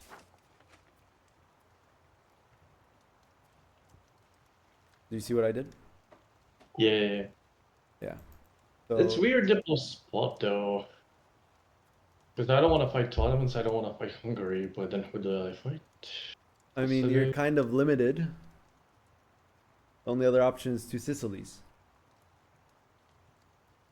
You have potential advantage with armories, because you're unlocking armories. Two Sicilies doesn't even have it embraced. So if you build armories, He never embraced professional. no. What? You also didn't take the Serbian Hussars, which you could just make your army purely of Serbian Hussars. So what I would do is I would get armory, and then I would rush Serbian Hussars. That's probably happening. They are heavy cavalrymen that have high initiative, so they're insanely powerful, actually. And it's not like EU4, your entire army could be cav. Professional troops. God bless. So you can use levies for like frontline, but yeah, that's what I would do. I would do armory. I would convert. If you're not gonna accept Bulgarian, I don't know. Maybe if you make them vassal, you could, but you're already over your culture capacity. Probably worth removing Wallachian as a culture, tolerated culture. Just so we reduce our accepted accepted. If we are able to vassalize Bulgaria, I don't know, you should try in single player. Vassalize them, improve relations, and then improve cultural opinion. You could accept Bulgarian as well once you... So I would rush to Serbian Hussars.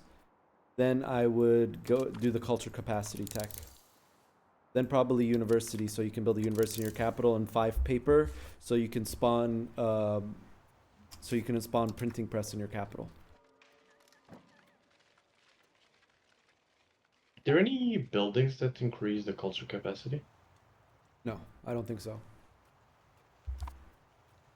But culture converting people reduces the cost, because the cost of culture capacity is determined by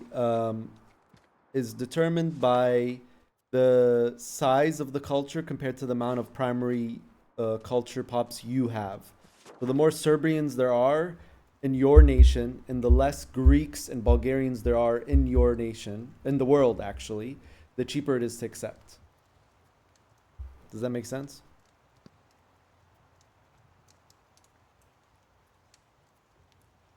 And then for the scaling, I guess I just start building up my towns because we have a lot of them, but... Yeah, build up towns, you know, encourage migrations to cities, and you're accepted in your primary pops. Either accept Bulgarian or push them. If you're able to do that thing with Bulgaria, you'll be able to accept Bulgarian after removing Wallachian as a tolerated, because right now Wallachian's costing you 0.43 just to tolerate them, even though you don't have anywhere primary. And then you can get Vibrant Court. You'll be able to accept both Bulgarian and Greek. But does that reduce the speed that they will assimilate? No, it'll increase it. Being accepted?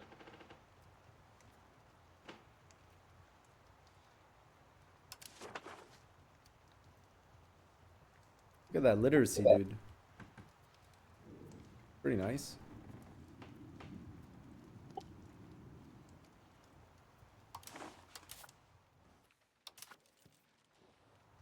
Yeah, that's pretty much it though. But yeah, if you do that, I think you can win some wars.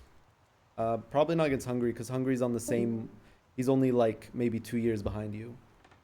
Two Sicilies is like 6 years behind you. If Two Sicilies drops everything right now, like he drops all of his advances and gets professional armies and goes for armories now, it's gonna be about 5 years before he can even build his first armory. Minimum. More even. It's 28.75, he's making 1.57. It's actually gonna be closer to like 8 or 9 years.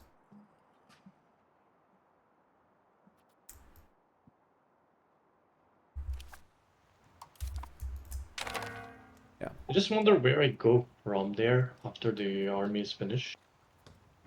Focus on culture, focus on economy.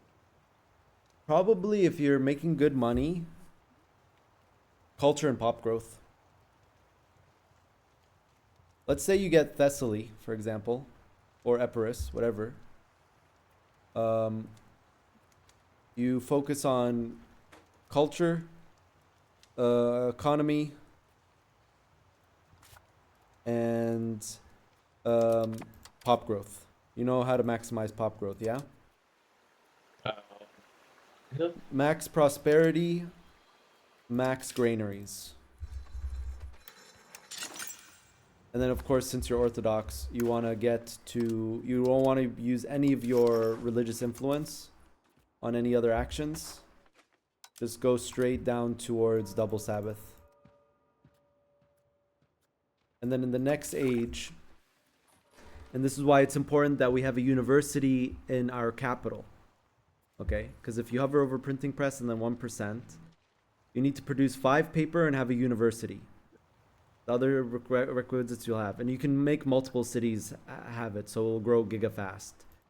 Super important on Serbia, because it's from printing press that you get your pop growth tech. And it's also where you get paved roads.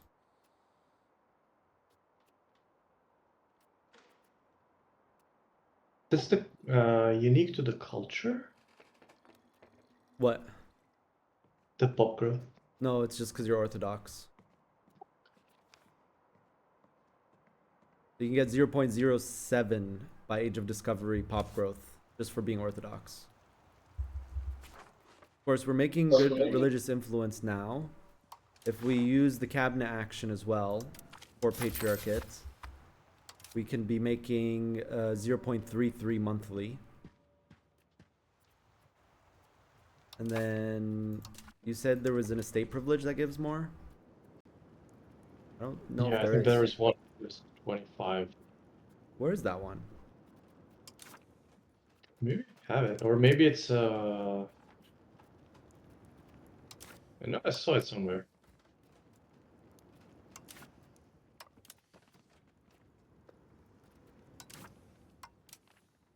Could be a law. Oh, okay. All right, that's one question. So which? By the way, just so you know, your Serbian Hussar unit is absolutely broken. Yeah, it does it. Yeah, it's super broken.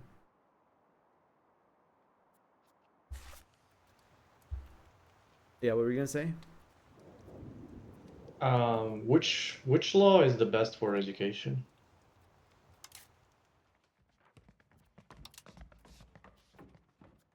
Education of the masses? That one? Probably religious teachings. Uneducated masses seems very bad. But you also get another education law from university. Education of the elites. This one you don't unlock right away. You need to have one fully running university before you get this law. then it's probably just education of the people.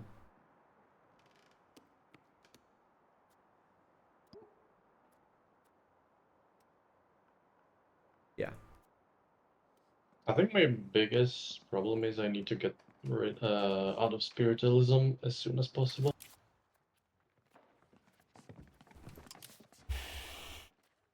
What's pushing Oh right, it? it's not okay. So no, it's not the clergy privilege, but the crown privilege. Oh, you're talking about a reform. No, crown privilege. Crown privilege is a reform. Oh, that's reform. Okay. But I still don't see it. It should be the starting one. I think it requires you to be 50% towards spiritualism. So I was thinking Wouldn't to it push use... even more? No, well, no, it's not It really will push important. traditionalist. But 2-5, that's pretty big. You can change it later. Once you get all of your tenants. I think I should have started with that. Did you start with Crown 50 power. spiritualist? Yeah. Oh. Then yeah. I probably should have done that too then. Because 0.25 was a lot. And like I said, it snowballs because there's laws that give tenants that also give give monthly religious influence. Tenant of essence, and I think mask. No. Person? No. Or masks you do the reject. For this one. But I don't even know if you take this one at this point. I think you just do allow the debates. Yeah, allow the debates. Yeah. Yeah. How's food price? Good. That's one thing I'm kind of worried about. Started with a lot of food, but since I created a lot of towns, I think I'm going to run into issues if I don't address it right now. You will need to have like food producing locations in your market that are just specifically for producing food. So rural locations where there's a lot of people living there, and irrigations max food RGO, because it's not only just towns, it's also as you start converting more peasants, you will have food problems. Yes. Like I said this a bunch. In the early game, you'll have 0 food problems because you have so many peasants. Yeah. I tested running huge, purely professional armies, and they consume a lot. They also consume a lot of food. Yeah. You have a wheat province here, a wheat location that's on a river. So yeah, you already have the windmill, wheat, and then irrigations.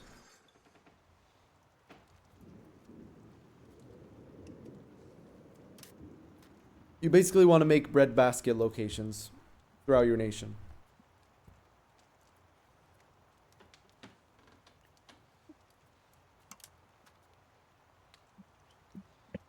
Also feel I'm a bit behind on infrastructure because I was kind of scared of Hungary, Ottoman, Sicily.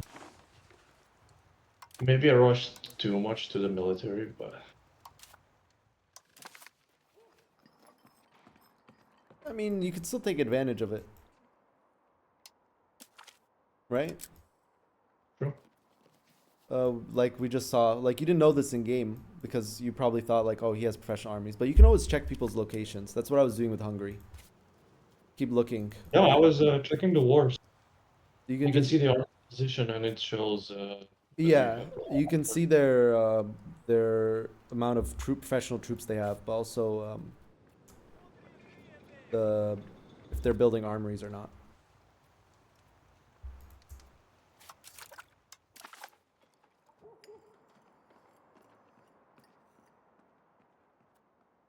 Yeah, the Serbian Hussar is super powerful.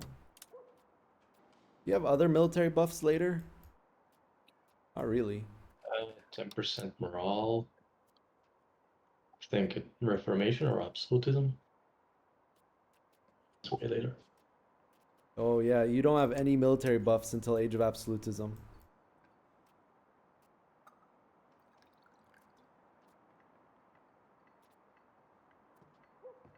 Oh wait, no.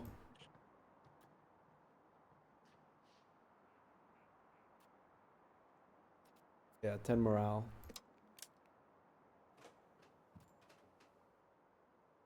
10 infantry power in the last age. Wow. Yeah. Alright, I think I'm done, chat. Oh. Wait, who are you? Georgia. Who? Georgia. Oh, Georgia. Oh, okay, sorry. He's my Orthodox brother from across the sea. Are you guys Yeah. in the same? Oh, you're not in this. You both have your own things, and he already has the Yeah. double Sabbath. Oh boy. Okay, okay. I've never played this nation, so again, I'm learning here too. Very nice income.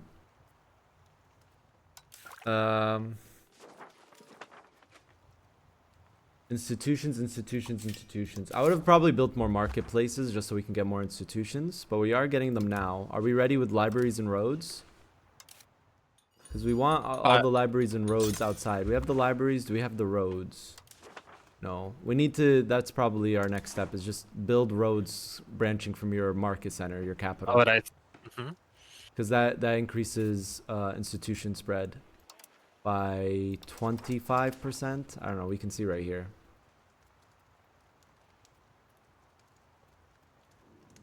10%. Still something. But yeah, that's going to be quite important for us. How do we scale from this situation?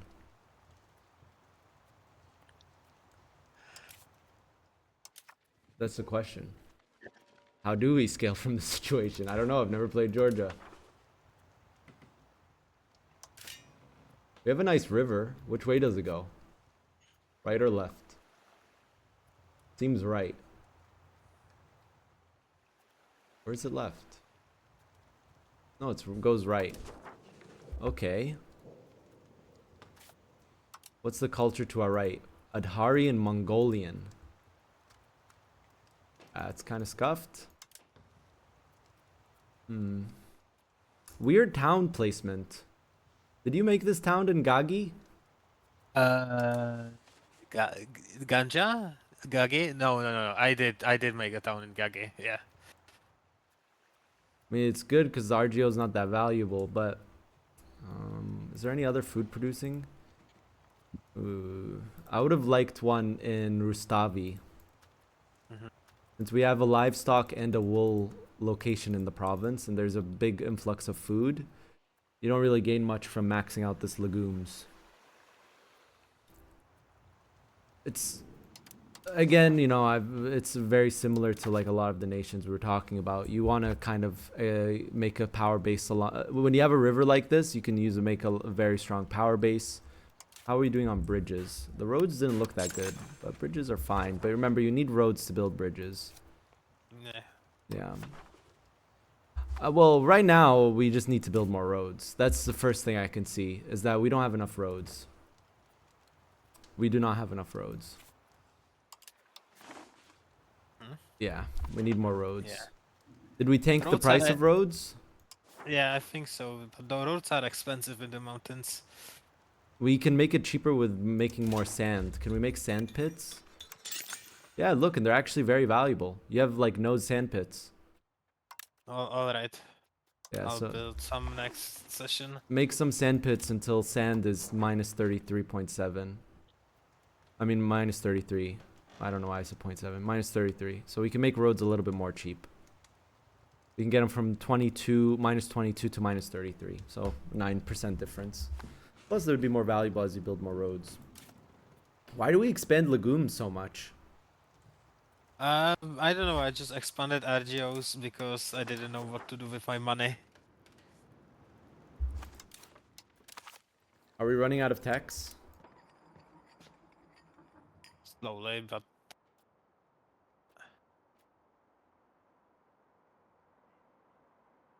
Kind of. How did you get all the tenants? Did you just inherit the one that Byzantium had? I'm not sure. I think I started with most of them at the start. Oh. Except the double Sabbath and I think one other one. Okay. Yeah. All right. Well, that puts you in a very good. Oh, why are we not using synods?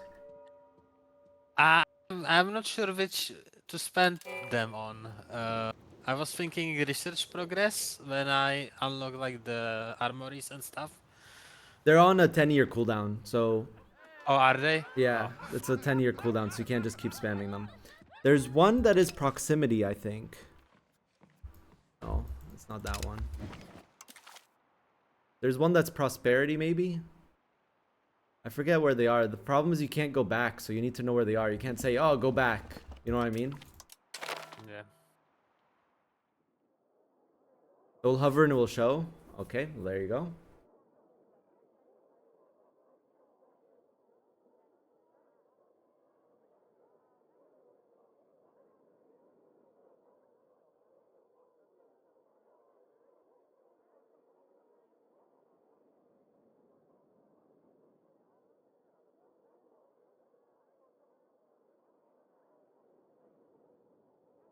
Yeah, the research progress one is really good too. But it's on a 10-year cooldown. I mean, it's 10 research progress. That's like 4 months of research. A little bit more in this stage of the game. Okay, I need to open for multiplayer, then back to single player, then wait for it to disconnect. Then select Poland. Play as Poland.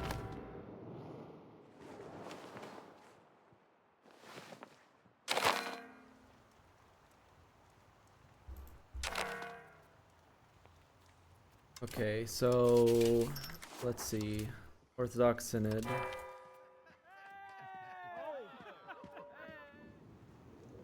So you can do tolerance to true faith, tax efficiency. Ah. Pious prosperity one seems insane. Pious prosperity. Yeah, that seems pretty good. 10 monthly prosperity, 5 monthly control, -5 proximity cost.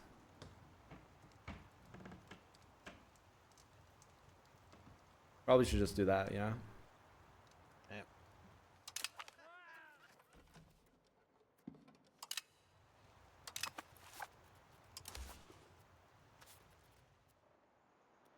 Nice. And you actually push prosperity really heavily, actually.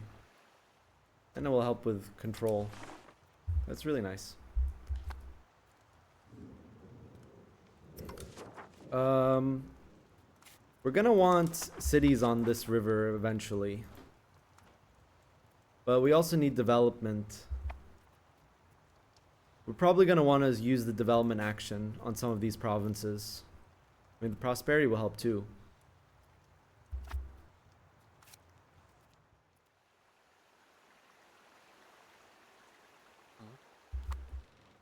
Is development like baseline, like does it increase by itself, like over time, or do you need to actively No, it will increase by its over time. But if you do the cabinet action, it will increase more. I think it will increase by double.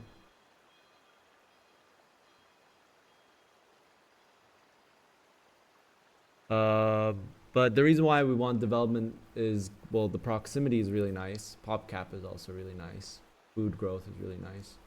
But also it would be good for us because we need 20 development on this river, so we can make cities here and then do pound lock canals on top of bridges, on top of roads, on top of temples, on top of cities. Then you can have really high control in here. Why is there no Bohemia player? Well, we talked about it a bunch, and we just feel like Bohemia right now is just stronger than all of its neighbors with its situation. Not that bad, but we're probably going to put a Bohemia player in our next MP.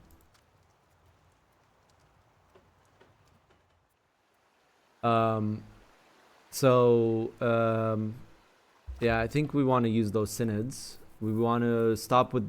I think we might be overdoing RGOs. I think we need to just save money and start urbanizing more.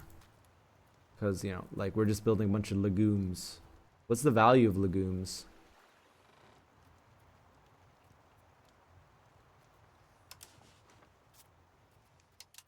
I think your people have enough legumes. You've tanked the price.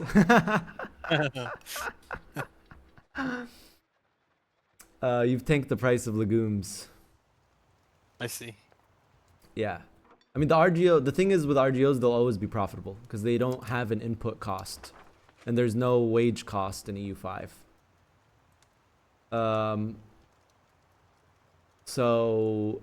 That in turn makes every single RGO valuable, and there's no such thing as a zero cost RGO, right? So it will go off based off control and market access, but since it's near a capital market center, it will tell you, yeah, like the legumes might be good to build. And I see you're just constantly just expanding, but I think what we need to be doing is urbanizing. Yeah, we do not have enough towns and cities. So the thing is, not only will the towns and cities be useful later on for buildings, but you can also make marketplaces which increase pop promotion speed. You can build libraries which increase institution spread and literacy, and you can build temples which increase control, and on top of the control that they give already. Can anyone play in the games? You need to apply. There's a whitelisting process for EU5 MP.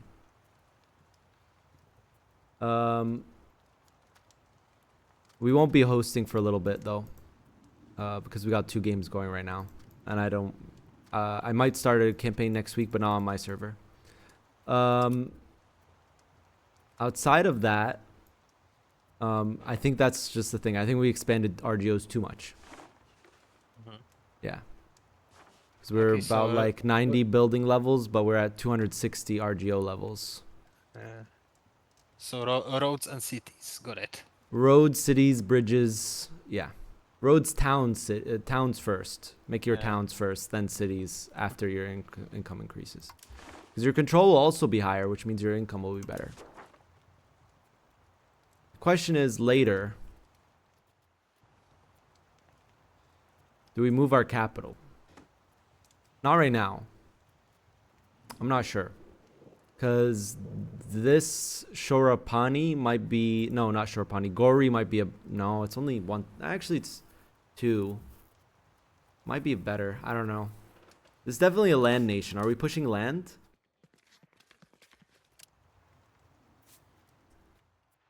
Our guy doesn't have a trait. Can we push land more? I think this is a land nation. Yeah. We can be pushing land more. We're at right now... No, we can't. We can only increase it a little bit.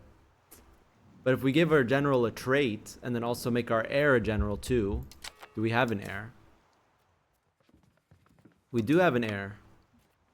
So we can also put our heir as a general too. He's working in the cabinet. Never mind. But we can change him. We can change him for another one of our sons. Then put our heir as a general.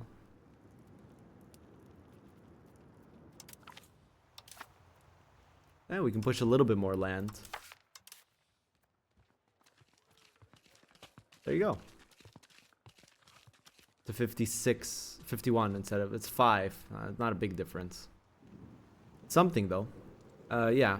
I would say that we maybe expanded RGOs a little bit too much, because now when we like expand this legumes, we're gonna lose 4 levels. Isn't RGO more profitable than cities during Century? I mean, yeah, but you're gonna plateau. He literally said it himself. He doesn't know what to spend money on because he has no urban locations.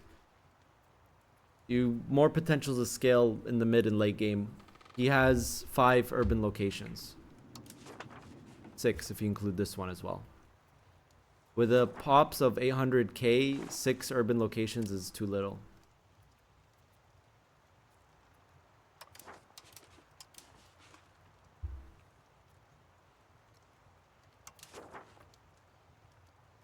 I mean, his controls doesn't look bad. His control does not look bad, but we could have like with bridges, towns, cities, temples, pound lock canals. This entire river basin could be like 90 plus control. The wool I would not. Wool I value too much. Wheat, debatable. But this legumes I probably would turn into a town. Wild game we turned into a town. Iron not. This legumes turn into a town. Wheat, debatable. Yes, if you want to increase your money immediately, RGOs will be more cost effective. Yes. But then you reach this point, which is what Georgia's in, where we don't have that many urban locations. Yeah, legumes I always turn into towns. Legumes are instant town. Their base value I think is 1. It's like one of the cheapest goods.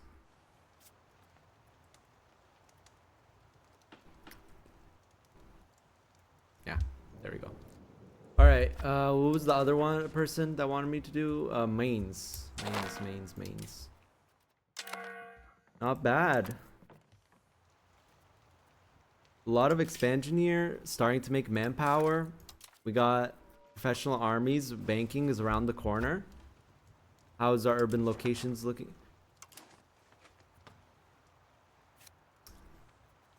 We've maxed out all of our RGOs with no towns. Very loyal estates though. Very loyal estates. And they're all max taxed.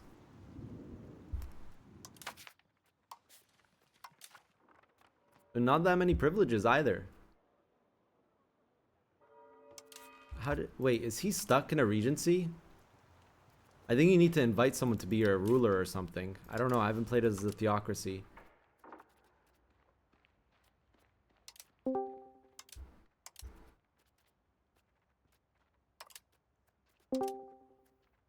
Actually, yeah, what do you even do? Dude, I don't know. I don't know how to get a ruler. I never played theocracy. I don't know how it works. You're stuck with no ruler. Dude, I don't know. I don't know what to do. I think I have to give this woman the regent, make her a ruler. Take the throne. I don't know. I can just take the throne, but that's it. Okay, Nothing now else. what? I don't have an heir. I can't get an heir. It's fucked up.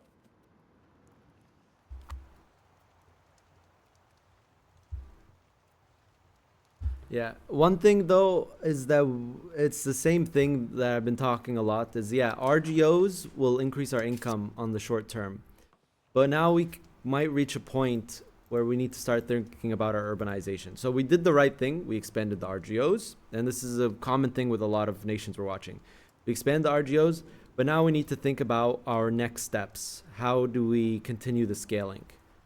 And if we overexpand RGOs, we just don't have any good locations. This medicaments, I think medicaments are always a urban location. I think I turn every medicaments into an urban location because there's apothecaries, and medicaments are also not a high value good except when there's disease.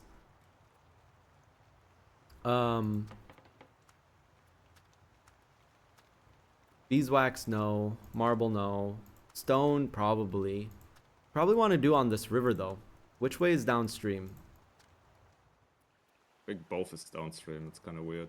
No. North is downstream. You can't both be downstream. That's not how it works. Yeah, I don't. It's the game, dude. No. Yeah, There's you're no right. double downstream Okay. river. I think to the right though, towards Frankfurt, it's also downstream. Oh, you can invite new ruler via Pope action. Okay, thank you, random chatter, dude. I don't know if that's true. I've never played this one. The river spawns in mines. That can't be right. That's. It does go downstream in 2 directions though.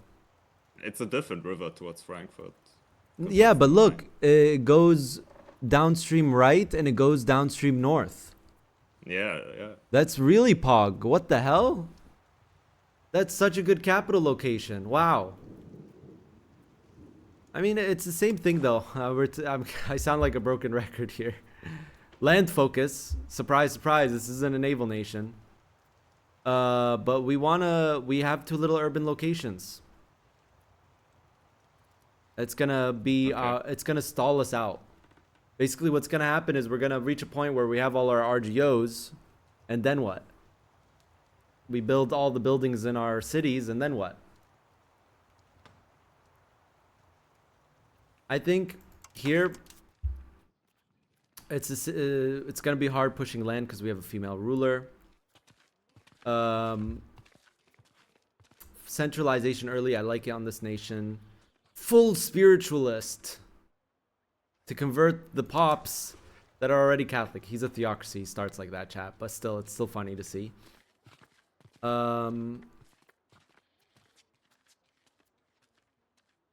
Yeah.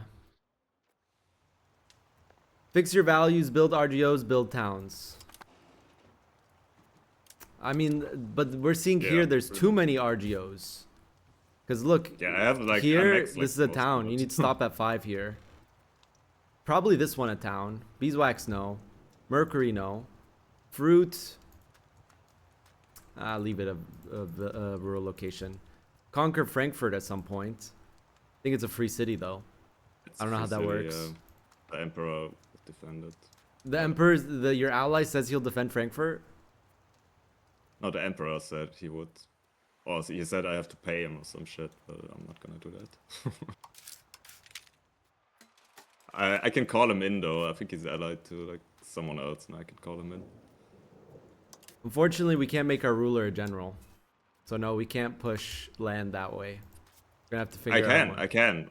You can make her a ruler? She's not a woman, yeah. That's why I have 11 levies. I had my ruler as a general for these levies. Oh, okay. You should probably disband them because you're losing 20% somewhere. I'm losing what? You're losing 20% RGO output on some random location where those guys come from. Oh shit, yeah, that's the problem, I guess. Okay. I mean, I don't know where they're coming from. Could be a low location area, but you're a small nation, so you shouldn't even have that many low location areas. But you have a dual stream river, dude. This is sick. Bridges. Do we have bridges? I built some, yeah. Oh, bro, you built one. What do you mean some? You built one. It's okay. I forgive you. Build more bridges, though. Oof, yeah, you're right. Yeah. Okay. You need roads to build bridges, so even on the downstream, you build bridges. Yeah, roads, bridges, more urban locations. I think you overbuilt your RGOs, just like Georgia. This medicaments one, a town. Fruit, I don't know what your fruit look like, but the wine, you already made it a town, good. The wild game, I don't know what wild game looks like. We have to look at the RGOs.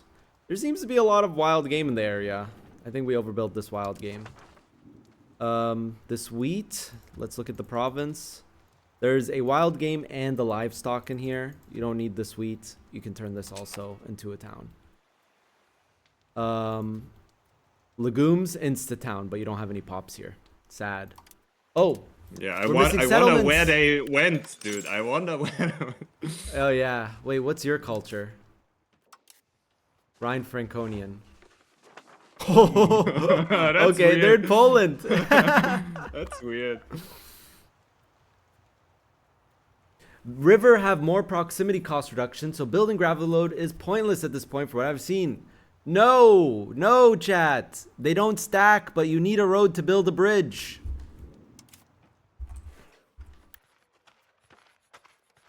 -5 proximity cost. See?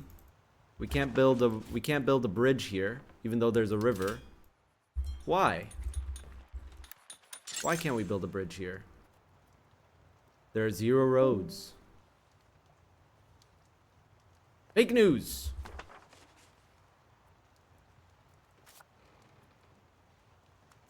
We have very high development. This is like a very nice area to build a bunch of cities, dude. Oh my god, it would be so nice. Yeah, but there's no pops. Roads also give, yeah, migration attraction. You're gonna need to build well, also you need settlements too.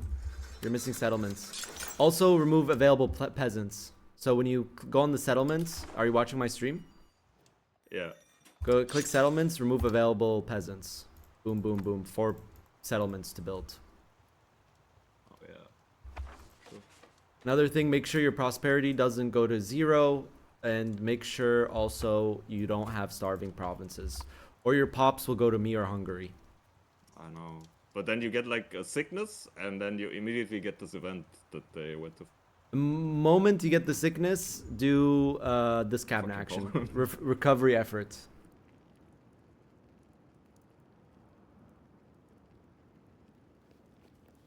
Settlements are still worth even if they auto-delete. Because it's like you're basically paying money for temporary pop growth. If you had a settlement here, it would be 2.2 pop growth instead of 1.2. Until it reaches 5% pop capacity.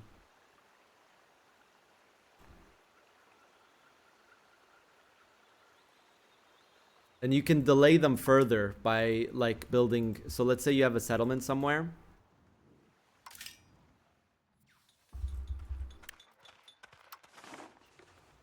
Let's say you build a settlement where there's a river, you can make them last longer by building irrigations when you have more peasants, because the irrigation will give 1,000 pop cap.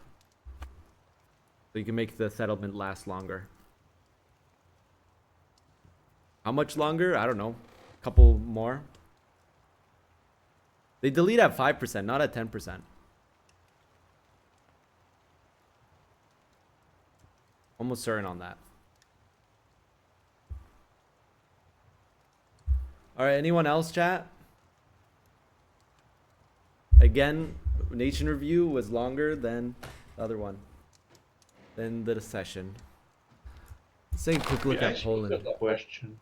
Yeah, what's your question? If you're in a war with somebody, are you still able to buy goods from their market? No. Okay, good. Why did Paradox put every single modifier from every single country, static or from event, in one file? Can you figure out what procs growing families event? I haven't looked at characters in the files yet. It's so not no. characters. It's a nation modifier. Oh. So I don't know. All right. If you figure out what Like, procs I'll growing put families, characters. if we figure out what procs growing families, we could min max pop growth more. I've gotten it on Sweden, I've gotten it on Germany nations, and I've gotten it as Poland. How do I outscale this Castile? I mean this France. You don't. You don't. You don't. You gank it. And even if he loses 4 wars, he'll probably still be stronger than you. I mean, just look at your ruler. He kind of looks a bit schizo. And he's also a sinner. Rip pop satisfaction. This guy sucks. Put him on a boat, dude. Cordoba capital. I like this.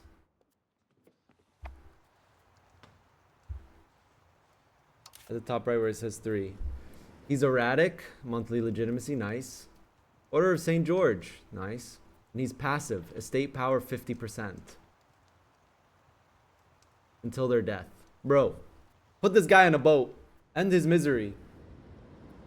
Put this guy on a boat and send him to the seas. Let's see if we can do that.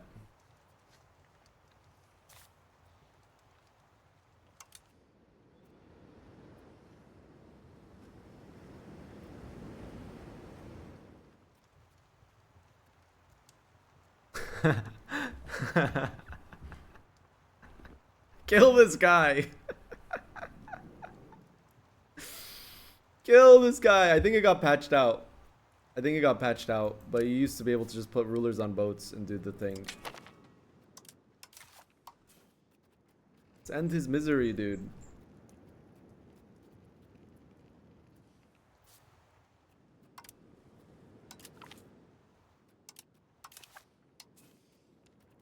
We won't outscale Castile like this, dude. I mean France like this. I need to kill this guy. And then gank Castile. Where is he?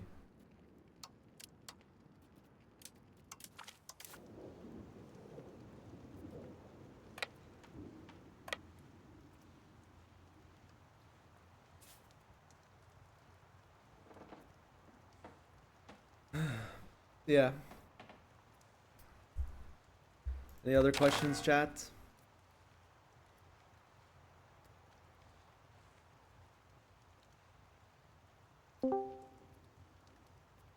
You make a deal in your Serbia game tomorrow with the guys who declared on you?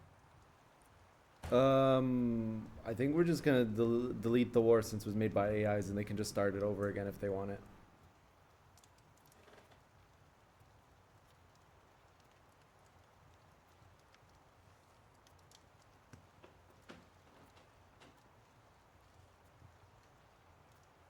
Can we win this war against Hungary? I think so. We just need to stop taking -3s and -4 battles. We won a really big battle here, and that was me alone versus Austria and Hungary. That one was on a even territory. What's the modifier we're looking for called again? Growing families. What procs growing families? I looked at the defines, there was nothing there.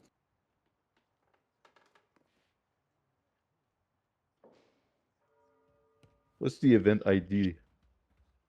I'm not in debug mode. Ah, I'll look. What's the event called? Just growing families? The modifier is called growing families, so that's what it gives. Okay, I'll look. I'm looking at that file right now. Country modifiers. Should be in the country modifiers file. Yeah, it's in the file where every modifier in the game is. Nice. Which is a bit weird because every time they're going to do an update, I'm going to have to look at that file and add anything they add.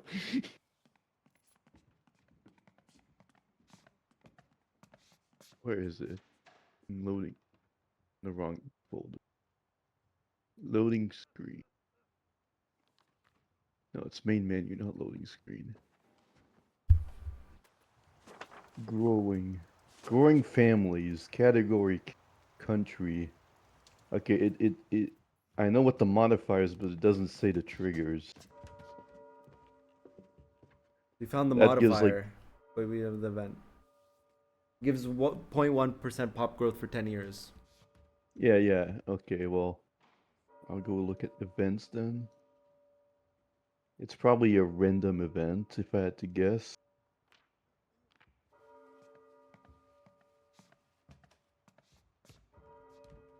Societal values 2019. Redefining the family structure.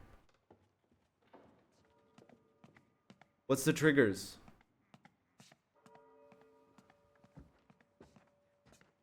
It's a societal values event. Chat, I rest my case on communalism. I rest my case on communalism. I rest my case. It's a communalism event? It's 75% communalism event. Yeah, okay. And you can't already have it, so it means it can proc it as long as you don't have it. And you need to have the burger estates. I rest my case. Communalism is always the best choice. I don't care what anyone says. But more morale. Even though morale doesn't even matter in this game. I was fighting a war earlier in the Dino game. I had 20,000 troops and I was winning against France with 150k troops. What nation because were you? I was the Pope. I was naval cycling with armies. Yeah, morale cycling does not matter. I would just retreat on the Muntik, get the reinforcements, go back in. Yeah, cycling is a thing in this game. That's why I was telling my chat. You retreat like a couple of days before the Muntik, you get the reinforcement ticks, morale recovers instantly. But you have to do that on your and own you go back friendly. in. You have to do your friendly territory. Yeah, I was in friendly. Plus with the so reinforcement speed. It was so good. The only reason I kept close to losing battles was because of the daily morale loss.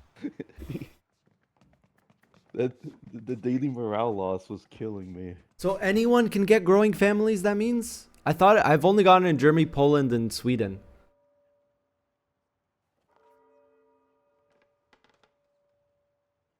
Chat, anyone who tells me to go individualism, you are straight up wrong. I don't care. I don't care. Communalism, 75% always. Every single campaign. Individual versus communalism, 75 means communalism is above 75.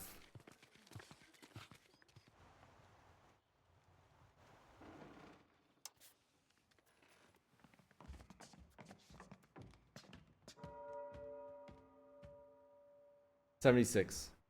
What do you get for getting 75 individualism? Decadent families, minus 1.1 pop growth. Shrinking families. Or better yet, fatherless behavior. Minus 10 unrest. 0.2, negative 0.33, or negative 0.666 pop growth. The devil. Because individualism is bad. Communalism, good. Look how sad the people look like in individualism. They're not even looking at the picture, dude. Then look at communalism. Everyone's happy and dancing and having a good time. Societal value, private entertainment. What does that do?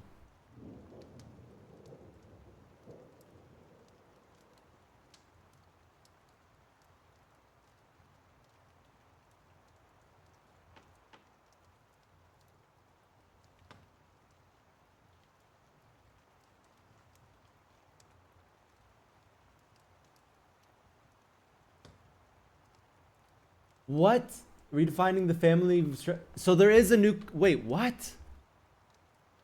What does that event do? Okay, I need to test.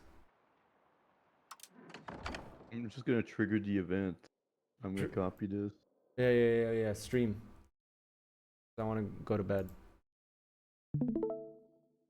Oh, sorry, I was looking at some event. Ah, there's one too many space. Oh no, yeah. No, wait, what?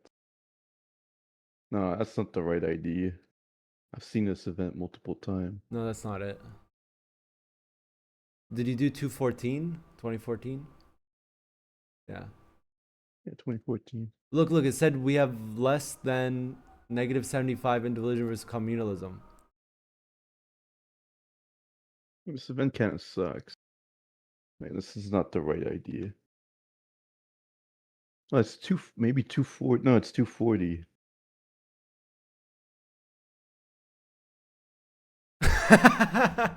No, that's not it. No.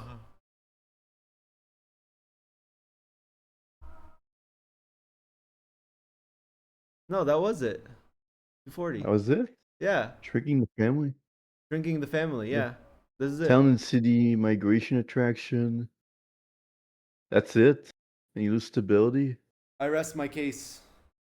That's not good. I mean, it's not bad, but it's this is not pop group. I rest my case. So what do you think? What do you think of this? For 10 months though? No, it's gonna be 20 years. 20 years? Yeah, so you can probably win 2 wars with it. That's pretty good.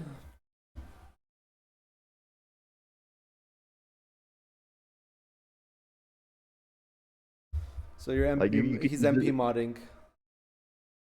Because like England needs a little bit of a help, and I think siegeability is one of the things you don't have enough of in the early game. Yeah, that's especially no cannons, and yeah. Oh, that's I mean, good. I I like did it. 20 years. I'm being conservative because I think it could be up to 40 even, but 20 is like the start I would do. But yeah. All right. I'm gonna head out, guys. All right. See you tomorrow for Serbia. Well, technically today. Yeah. 5 Yeah. a.m. See you guys. See you tomorrow. See you tomorrow. Yeah.